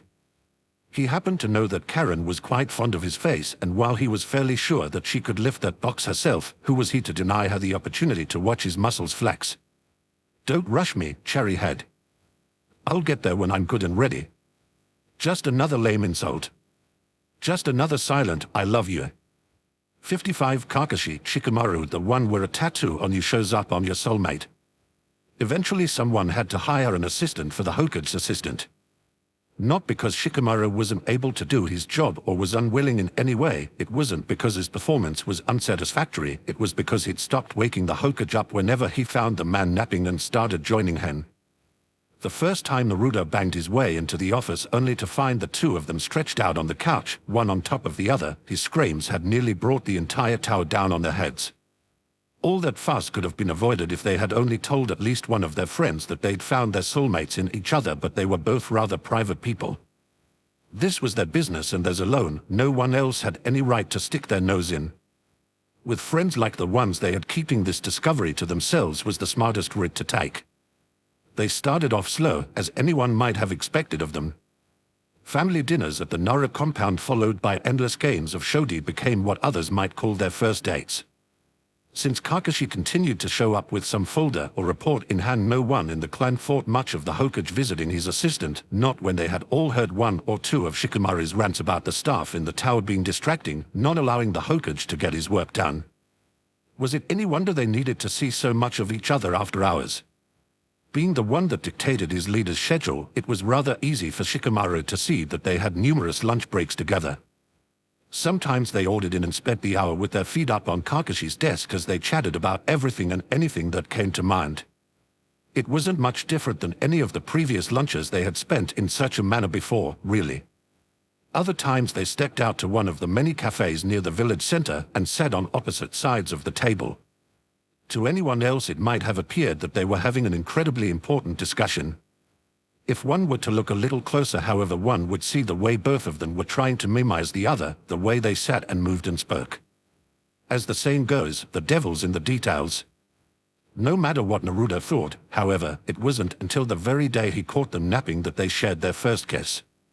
After several months of taking things as slow as would make them both comfortable, the first kiss was quite a big deal to them. Which, Shikamaru thought, deserved a nap afterwards. That was just their way of celebrating. 69 Madara Tobirama, the one where a censor will die if rejected. "I'm rather glad you didn't die." Tobirama grunted, resisting the urge to look at the man he was sitting beside. How romantic. Yes, I rather thought it was. Even without looking, he knew that Madara would be smirking. He always used that same tone when he told one of those terrible jokes that only he thought were funny. Tobirama ignored the twitching of his own lips and rolled his eyes extravagantly, making sure the other noticed. "If you had died, then I would never have gotten to know you, and I understand now just how much would have been missing from my life." His ears poked up, but Tobirama still refused to look over, no matter that those words did actually sound a tad romantic. Someday, I very much hope that you can forgive me for all the pain that I caused you. That broke him. He turned to look at Madara with a great deal of surprise, the distant noise of the festival falling away entirely as he focused all of his attention on his soulmate. You think I still hold that against you?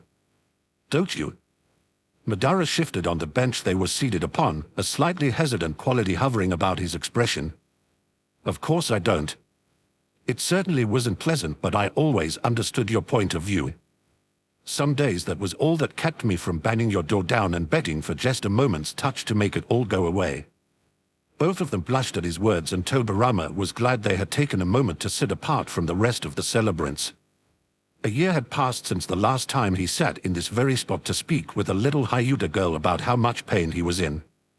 Gatherings like today's celebration of another year of peace still overwhelmed him, but with Madara's hand laid carefully over his, the confusion melted away into crystal clarity, giving him a moment's respite.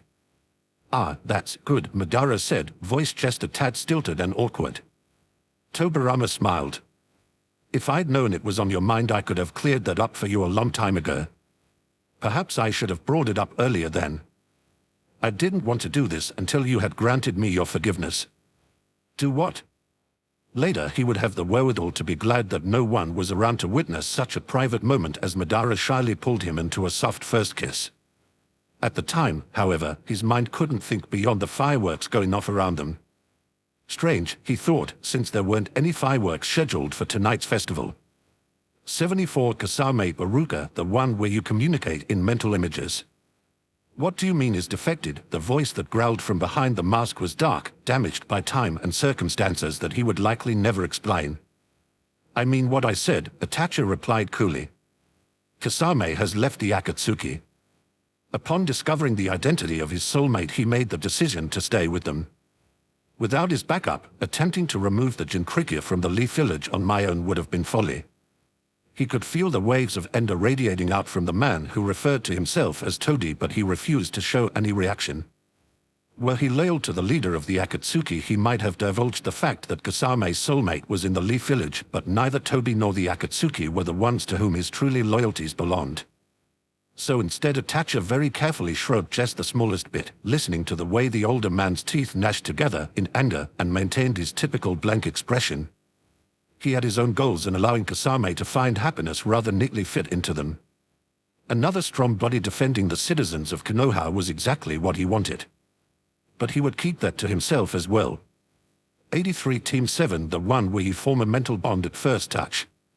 It was hard to describe to others what it was like to have multiple soulmates. The feeling of complete oneness was universal, but the idea of a full unit, 4 people moving together as one, that was hard to grasp for someone who had only ever thought of them as a half instead of a quarter. Kakashi was only a quarter of his true self. The other parts of him lay in the 3 beautifully diverse souls that made up the family he hadn't known he even yearned for until the moment he had found them. His 3 students, his 3 soulmates, had changed him as a person in ways he could never find the words for. They had saved him when he thought himself unworthy of being saved. You're thinking about it again, Sakura's voice noted from where she was sitting cross-legged atop his back, acting as a weight as he completed a set of push-ups. Of course you're worthy of being saved. Naruto called over, in the midst of his own training regimen. You're awesome, Tobea. Obviously. Smiling, he carefully lowered himself down onto his belly and rested one cheek in the dirt underneath him. Ma, how am I supposed to bear up under all of this crippling love and affection? A fist gently bopped him on the head reprovingly, even as he felt a swell of the 2 named emotions from the other's parts of himself. You just fine, Sakura told him. I suppose I'll have to trust the word of my personal medic. Instead of answering, Sakura rolled her eyes and told him to get back to his push-ups so she could move on with her own training. Kakashi hurried to do so without delay. A medic Sakura might be, but she was also strong enough to take off one of his arms if she got annoyed enough about the delay. Not that he ever thought she would. If there was one thing that Team 7 had gotten good at over their many years together, it was protecting each other. All of them had come to each other broken in some way, but all it had taken was one single touch for them all to begin healing. Together. Always together. 91 Gara, Karen, the one where you drain their memories. At times Karen still wondered if the life she now led was a dream itself. Despite the fact that her parole was up and she'd been declared completely rehabilitated more than 3 years ago, she had chosen to remain in Suna for her own reasons. And those reasons were Gara and the children. Finding her soulmate wasn't something she had allowed herself to think much about in the past, definitely not something she would have expected out of her punishment for the crimes she had committed. If she had given any thought to it at all, however, this was certainly not how she would have expected things to turn out. She was happy. Blissfully, blindingly happy. Things like that just didn't happen to girls like her. Gara was amazing all on his own. The more she got to know him, the more the two of them came to rely on each other. He was the calm that she could never achieve on her own, the rock to which she anchored herself, and he never once faltered in his steadfast care for her even on her worst days. With each new day, Karen wondered more and more how she would have survived the rest of her life without him. She hoped she never had to find out. And in the moments when she wasn't standing at Gara's side, she was with the children, all the forgotten children that had been orphaned by war and all the sick children who thought they wouldn't make it through the night. Karen's arms grew littered with the imprints of tiny little teeth, and day by day she grew prouder and prouder of the marks she bore. These were the marks of something good that she had done, perhaps the only good she had ever done. She couldn't save the world, but she could make sure that these childhoods were better than her own. If Gara was her salvation, then the children were her purpose. The first she thought she would never deserve, and the second she thought she would never find.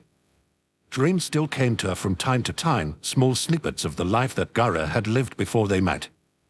As often as they were dark and bloody, they were also hopeful and bright, filled with the struggles of a young man trying to better himself and be the person he was inspired to be.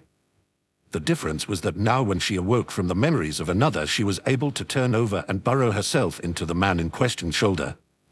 Gara would probably always have trouble sleeping, but he slept so much better when she was there, or so he said. Karen was inclined to believe him. She was always more at peace with him there too. 93 Tobarama Sakura, the one where first words appear on your arm. In the year during which he turned 29, Tobarama had many things in his life he could not have predicted. Were he perfectly honest, in fact, there had been many years when he hadn't even expected to live this long. Certainly he could not have foreseen the village that his brother would build and later lead, nor the peace that had settled over the beautiful streets of Konohadakure. He definitely never would have predicted the ease which now existed between his own clan and the Uchiha. Yet of all the things he had failed to predict, his favorite was there in the room before him, his family. After she burst into his life with all the force of a falling mountain, Sakura had brought light into his everyday sense. Just when he thought he could be no happier, 2 years ago she had blessed him with children. It was the twins who spotted him first as he stepped through the door, shrieking with joy and stumbling towards him on legs still thick with baby fat. Smiling gently, he knelt down to sweep them both into his arms, balancing one on each hip as he stood and made his way further into the house. His son burrowed contented into his side while his daughter thumped at his chest with tiny fists, babbling something about the new toy she wanted to show him. Sakura met him by the couch, her face turned up to greet him with a kiss. Dust from the road clung to the bottom of her pants, and one of her pockets was tainted with a rather suspicious-looking stain. Lines of fatigue creased the corners of both eyes, and he guessed that she had pushed herself quite hard in order to return from her mission so much earlier than she was expected to. "Welcome home," he murmured, holding the twins a little closer to surround himself with the ones he loved. His soulmate said nothing at first, only rested her forehead against his for both of them to breathe in each other's presence after a week of separation. Only when their daughter began to kick and howl to be let down did Sakura step away and take the little toddler from him, lowering her to the floor.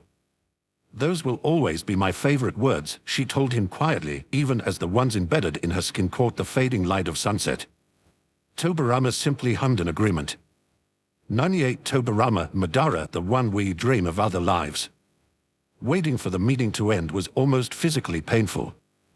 Madara had been dreaming of making peace and building a village since he was a child, and yet now that he was taking his first steps in that direction, he couldn't wait to move past it. He had something more important now, and he couldn't believe he was even thinking that. Finding his soulmate was kind of important there. And from the way he could see Tobarama eyeing him curiously throughout the entire meeting, he was fairly sure that the other man had also had the same revelation as he had. It made him wonder if they shared the same dreams too. He couldn't wait to ask. He would have asked already, but this meeting seemed determined to drag on into forever. At long last Hashirama stopped crying and his brother stopped glaring long enough to declare a short break for both parties to step back and give some thought to everything that had been covered so far. Madara, ignoring whatever Azuna was saying to him in favor of following after Tobirama, he slipped out of the pavilion the meeting was being held in and wandered off into the surrounding trees. I had quite an interesting dream the other night, he heard that rumbling voice say up ahead of him. Madara smiled. Odd, so did I. There were strange lights in the sky and it was cold. Very cold. Madara swallowed thickly. Sounds like my dream. He nearly ran into Tobirama as the younger man stopped abruptly and turned back to him. Their eyes met and he realized that both of them were smiling, a tinge of hopefulness alight in their matching expressions. And then my soulmate arrived and he looked just like you. Same name as well. One might almost think you were my soulmate. Imagine that. Madara bit his lip to stop the smile from growing into a full-blown grin. Yes, quite interesting. Tobirama leaned into him and Madara was helpless to resist the urge to lean in as well. Would you mind terribly if I tested that theory? Not at all, he breathed in anticipation. Tobirama's theory didn't exactly take much testing. It was obvious from the first kiss that they had both been correct, they were indeed soulmates. A few more kisses never hurt anyone, however, and Madara was more than happy to take part in an extended experiment. One can never be too careful after all. Chapter 101, Yamato and Naruto, the one where you can see your future in their eyes. When he was very young, so young he answered only to Kina, he learned not to look anyone in the eye. Back then he'd been told by the one he served that it was for his own protection, to stop him from potentially getting tied down to anyone who might be against Konoha in any way. Now that he was older he understood that it was really just to prevent him from creating any bonds outside of Root, but it was far too late for him to do anything with that knowledge. The habit was already much too ingrained in him to even consider breaking it at this point, no matter what his alpha instincts tried to tell him about dominating every Omega that passed his way by staring them all down. Really, it didn't change much. Yamada, as he now preferred to call himself, still felt the passing of the mating season just the same as everyone else did. He felt the urges of spring and the loneliness of winter when a mate and younglings should have been there at his side. And even though he knew that he would never find an Omega to properly mate with if he didn't look anyone in the eye, still he couldn't bring himself to do it. By now he was quite set in his ways. The idea of a perfect stranger coming into his life and changing everything was a bit scary, if he were to be honest. Yamato wasn't sure if he would even be able to properly handle finding a mate at this age after being alone for so long. Letting the few people into his life that he had was hard enough, just the thought of anyone else was daunting and threatened to overwhelm him. He was perfectly fine with the friends that he did have, and even if he'd never looked any of them in the eye before, he knew he could trust them all with his life. Although it was frequently obvious that he could not trust them with his sanity. Yamato was not prepared to be woken barely an hour after the sun had risen the morning after he returned from a 2-week mission. His plan for the day had included sleeping in as long as he felt like, followed by absolutely nothing productive for at least 3 full hours. After how hard he and his team had pushed themselves the last couple of weeks, they all deserved at least a little bit of rest, which was why he was very unhappy to have a large orange mass bounce through his window at 8 o'clock in the morning. Naruto, he groaned. What the hell? You said we could train together when you got back, Tabea. And now you're back. His one-time student, now one of the closest friends he had, bounced on the side of his mattress while he sighed in despair, dragging his pillow over top his face. Leave it to Naruto to be so over-enthusiastic about training. Really, that and ramen were the only 2 things that could get him out of bed this early, and Yamato should have known better than to set himself up like this. No matter how incredibly pleasant the younger Omega always smelled to him, this hadn't been in the plan. When he felt strong hands trying to tug the pillow out of his grip, he squeezed both his arms and his eyes tighter. If the pillow were jolted out of the way, he didn't want to run the risk of accidentally catching Naruto's gaze. Especially since he knew the younger man's propensity for getting uncomfortably close to people in his unrelenting search for a mate.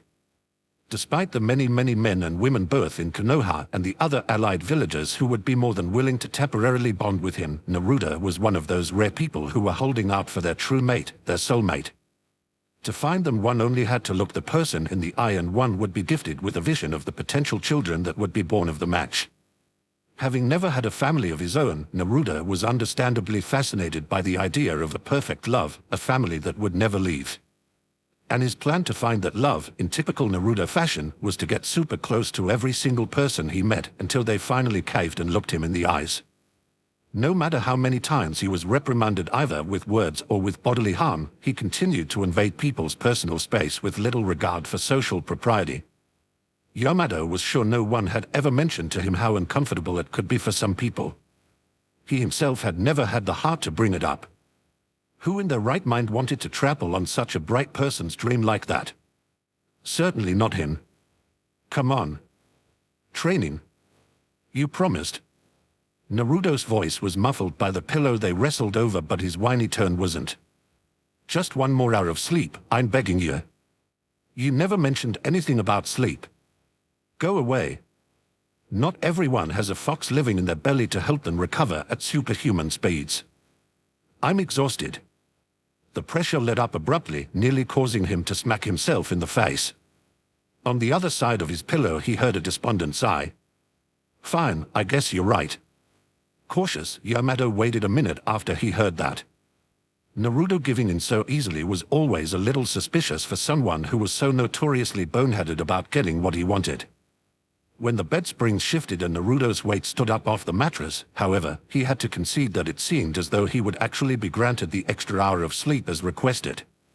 Happy and thankful then still oh so tired, Yamato lowered the pillow at last but did not open his eyes as he smiled to himself and wriggled farther down into his blankets.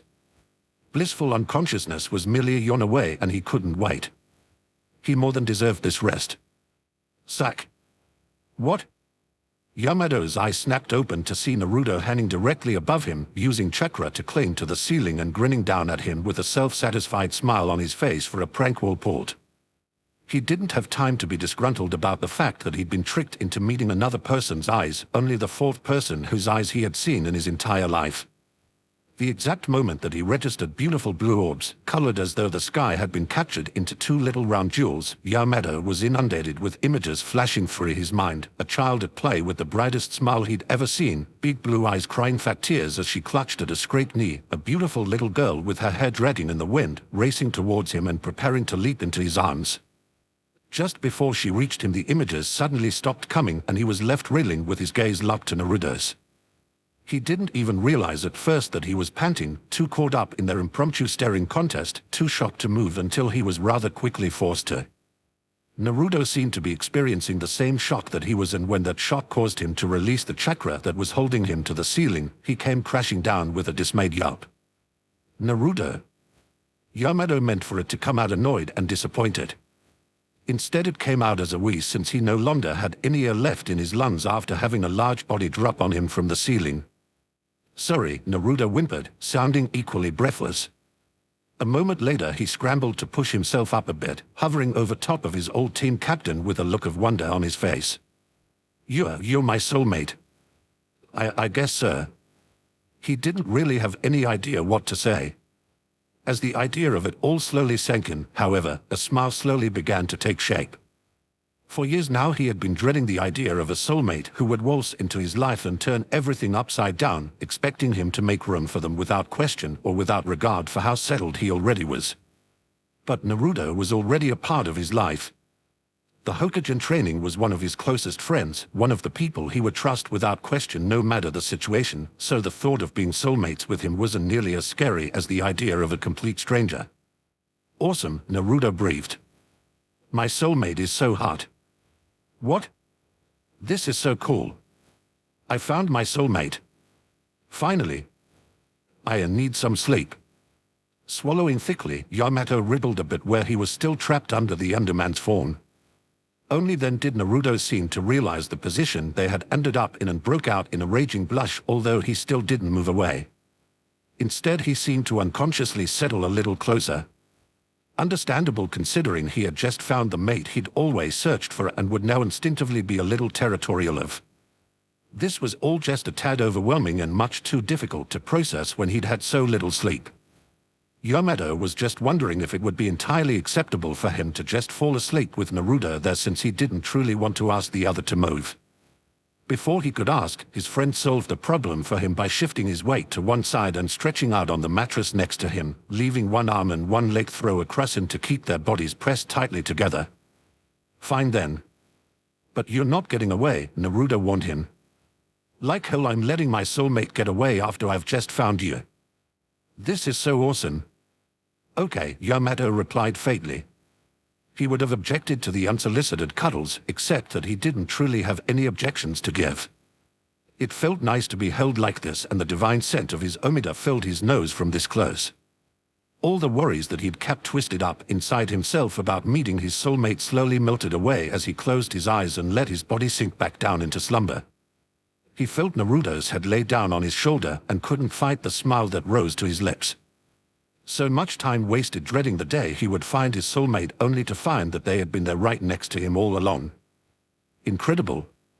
He was rather glad that it turned out this way, however. Yamato's last thought before he fell asleep was a sleepy admission that he couldn't think of anyone else that he would rather it be. Chapter 102, Kakashi, Yamato, Sakura, the one where you have marks like puzzle pieces. Kakashi and Yamato noticed rather early on that their marks were almost a perfect match. Only almost, however. There were spaces just at the edge of both marks which clearly were meant to be filled in with something else that simply wasn't there between them. It happened more often than romantic films like to admit, this almost but not quite kind of close call that left one reeling in disappointment and hanging on to nothing. Both of them felt that disappointment rather hard. There was just something there that called them both back to each other time and again, until checking their marks to see if they hadn't perhaps made a mistake became almost a yearly tradition. Each time they came to the same conclusion, and each time it was almost heartbreaking to realize that they were not, in fact, destined to be soulmates with their best friend. Almost in defiance of that realization, Kakashi and Yamato stayed very close to each other over the years, right up until Kakashi was taken out of ANBU and reluctantly placed in charge of his own Genintain. He never really bothered to look at the soul marks on any of his students. It wasn't his business. All he knew was that Sakura had wanted to match with Sasuke, yet wasn't deterred in the slightest when she found out that she was not. Our love will transcend soulmate matches, she had declared. Sasuke, of course, had given her a clearly unimpressed look and walked away without even bothering to answer her starry-eyed statement.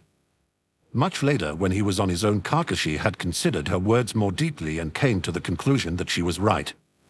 Just because Yamato and he were soulmates didn't mean they couldn't be together.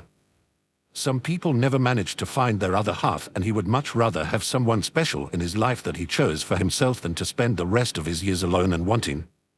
Yamato, as it turned out, quite happily agreed. For a time they were happy, and Kakashi began to question the wisdom of the marks which adorned their skin. The two of them were obviously made for each other. Who needed a proper soulmate when he had everything he could want in Yamato? As time went on, however, they both began to realize the same thing. They were happy still, that never changed, but there was something missing and they both felt it. No matter that they still felt that same draw towards each other, they also felt as though they were waiting for something, a part of themselves that they had yet to find. The mismatched edges of the marks adorning the back of their hands became a topic they refused to speak about, fearing it would lead them somewhere they didn't want to think about, apart. The day everything changed was an innocuous day with nothing more special about it than the delightful weather that was still holding strong after a full week of uninterrupted sunshine. Yamato and Kakashi were pulled out of their home by their one-time students, who dragged them out to a familiar training ground for a catch-up picnic for all the present members of Team 7. Despite the wishes of her younger self, Sakura remained unattached and unfound. She also remained one of the most positive and tenacious people that either of them knew.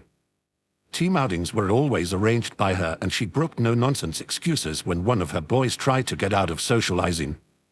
With Sasuke still out of the village and no leads on where her true soulmate might be, her friends were what she had built her life around, and she appeared quite content with that.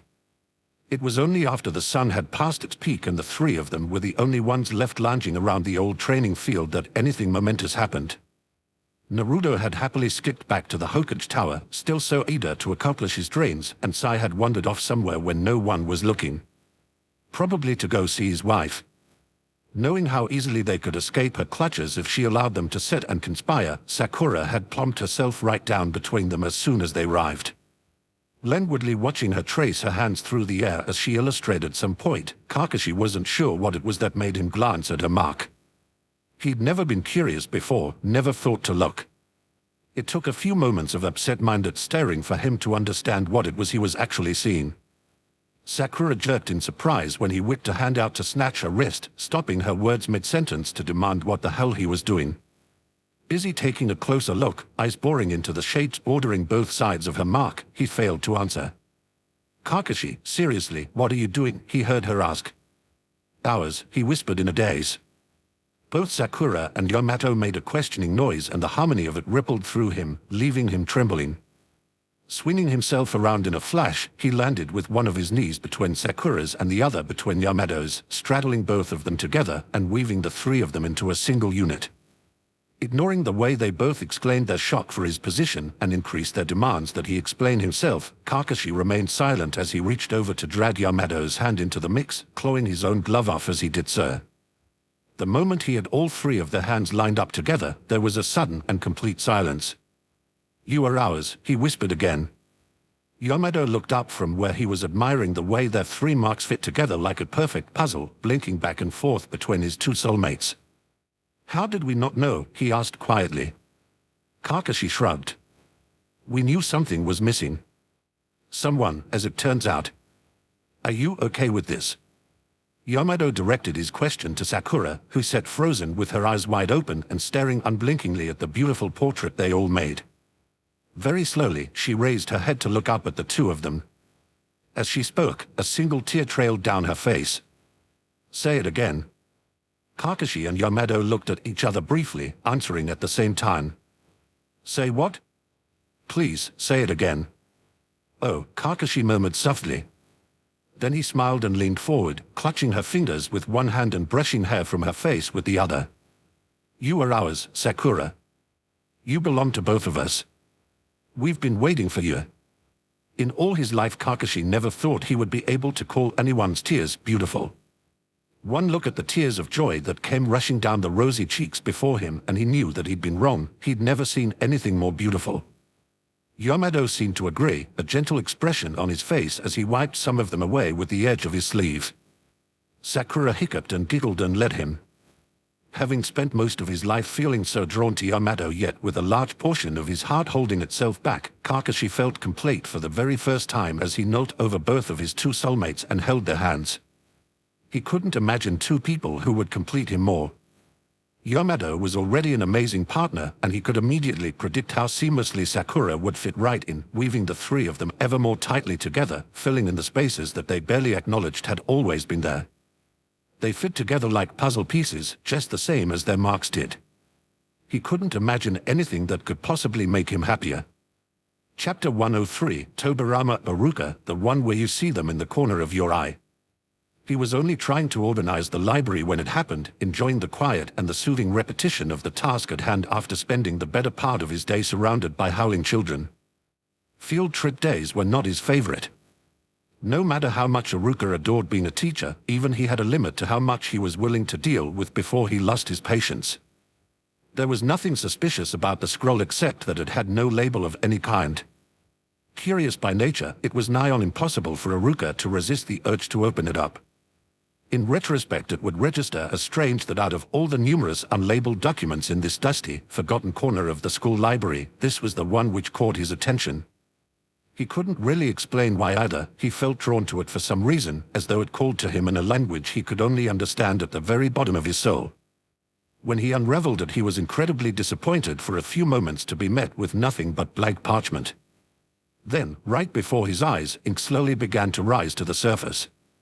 Bits and pieces of an image gradually came together until finally he was holding an incredibly intricate seal of unknown purpose. When it began to glow without any warning, he tossed it away from himself out of reflex, but by that time it was too late. Iruka covered his eyes as the light grew too bright, lowering his arm as soon as he could to squint across the room and assess what madness he had gotten himself into this time. The Nadame Hokage squinted back. Jaw dropping in shock, Iruka watched as Senju Tobirama, or a man that looked a great deal like him at least, slowly looked him up and down in an assessing manner. Something else began moving in the corner of his eyes at the same time, but when he quickly darted his eyes to the side, there was nothing there, and so he returned to staring at the person he seemed to have accidentally summoned. "What year is it?" the man demanded. Just his voice sent a shiver down Aruka's spine before he could answer. "Year 13 of the Daimyo Yuichi, 97 years after the founding of the village." "And your reason for summoning me?" Aruka raised both of his hands, waving them frantically through the air as though to wave the idea away. "I didn't mean to, I swear. The scroll just will. This is going to sound stupid. It just called to me, somehow." Giving him a curious look, the echo of a long-dead man only hummed thoughtfully before turning and walking away while muttering under his breath.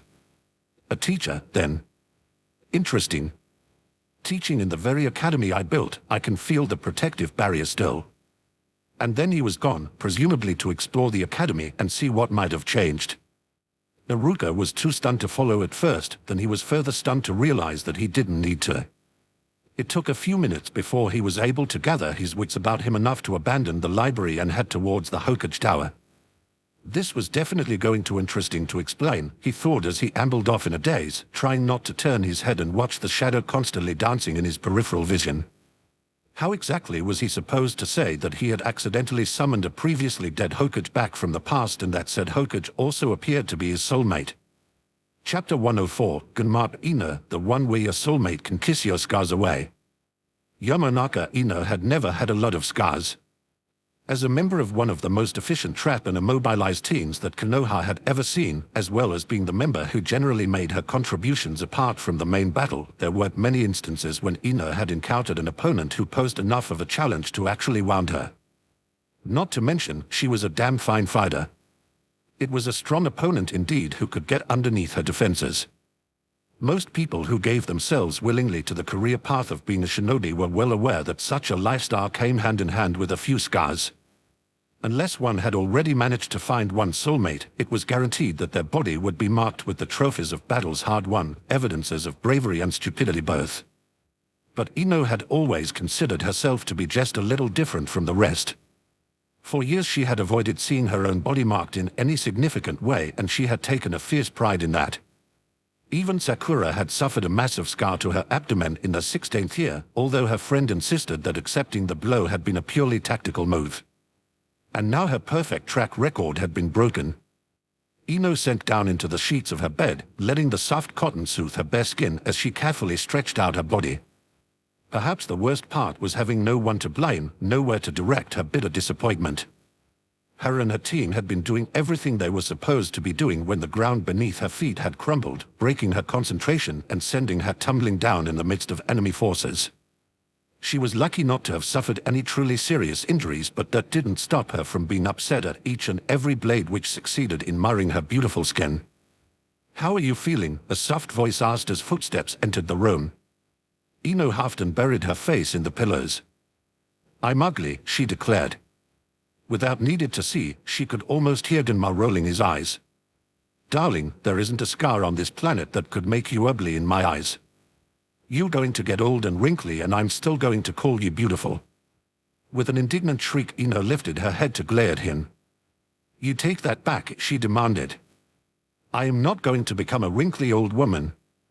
Gunma chuckled and slipped 2 fingers underneath her chin, leaning down to press a soft kiss against her pouting mouth. For a moment she thought about fighting it, but it wasn't worth it. Nothing made her feel better quite like her soulmate's kisses, and she could really use some comfort at the moment to mollify her wounded pride. She mewed a little in disappointment when he pulled away and sat down beside her. "Did you get up to the hospital to see Sakura-chan today?" Ino spread herself out on her belly again, letting her naked body sink into the mattress. "She confirmed my diagnosis. All of the scars are fully healed now, thank Kami." One fingers trailed gently across the forest of marks besmirching her poor young body as Gunma hesitated before speaking again. "Love, you know we don't have to make them go away, right?" Ino frowned up at him from where her head was resting on the pillows. "Huh? What are you talking about?" "Of course we do, they're hideous." "They are not really. I know you don't like having your perfect record broken, but you do know that you're not hideous, right?" Just because you've got a few scars now doesn't mean suddenly you are any less of a woman, any less of a person. I still love you just as much and you're not any less attractive in my eyes. Your friends won't think any less of you either. Oh Gunma. Please tell me you weren't thinking any of that. For a moment Ino couldn't answer, her breath itching and her face pressed into soft cotton to hide her gathering tears. When she spoke her voice was as watery as her eyes, broken by the emotions welling up inside of her. I love you, she whispered. Gunma pressed his palm down in the center of her naked back. And I love you. But she didn't answer me, darling. No. I don't really think any of that.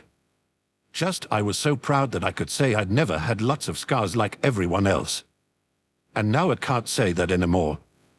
Well, you can at least say you haven't walked around with a giant scar across your face for 20 years, Gunma offered.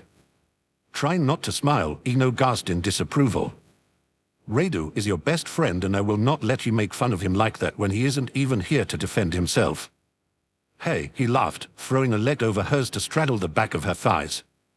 You make fun of Sakura-chan all the time when she isn't here. How come I'm not allowed to do it but you are? Ino sniffed imperiously. That's different. Her forehead is huge. Gunma laughed and leaned down to press his own forehead against the soft skin between her shoulder blades. I'm telling on you, he whispered. Don't you dare, she whispered back. She could feel him shaking his head in amusement before gracing the back of her neck with a kiss so gentle that it was barely even there. Slowly his kisses moved downward, traveling the length of her spine until he reached the area which had met the enemy's blades. With the wounds fully healed, she had been left with myriad thin lines of puffy red tissue, each of them a blow to her self-image. Ino thought she might begin to cry again as Gunma pressed kisses to her scars, one by one. With each kiss there bloomed a small flash of heat and the scars disappeared under the loving touch of her soulmate. Not even the finest scientists had ever been able to explain the phenomenon of how scars could be erased by a simple kiss from one's soulmate, but at that moment Ino could not have cared less for the why or the how. What she cared about was that Shiranui Gunma loved her no matter what scars there were or were not on her body. And that he was willing to kiss them all away so long as she never forgot that.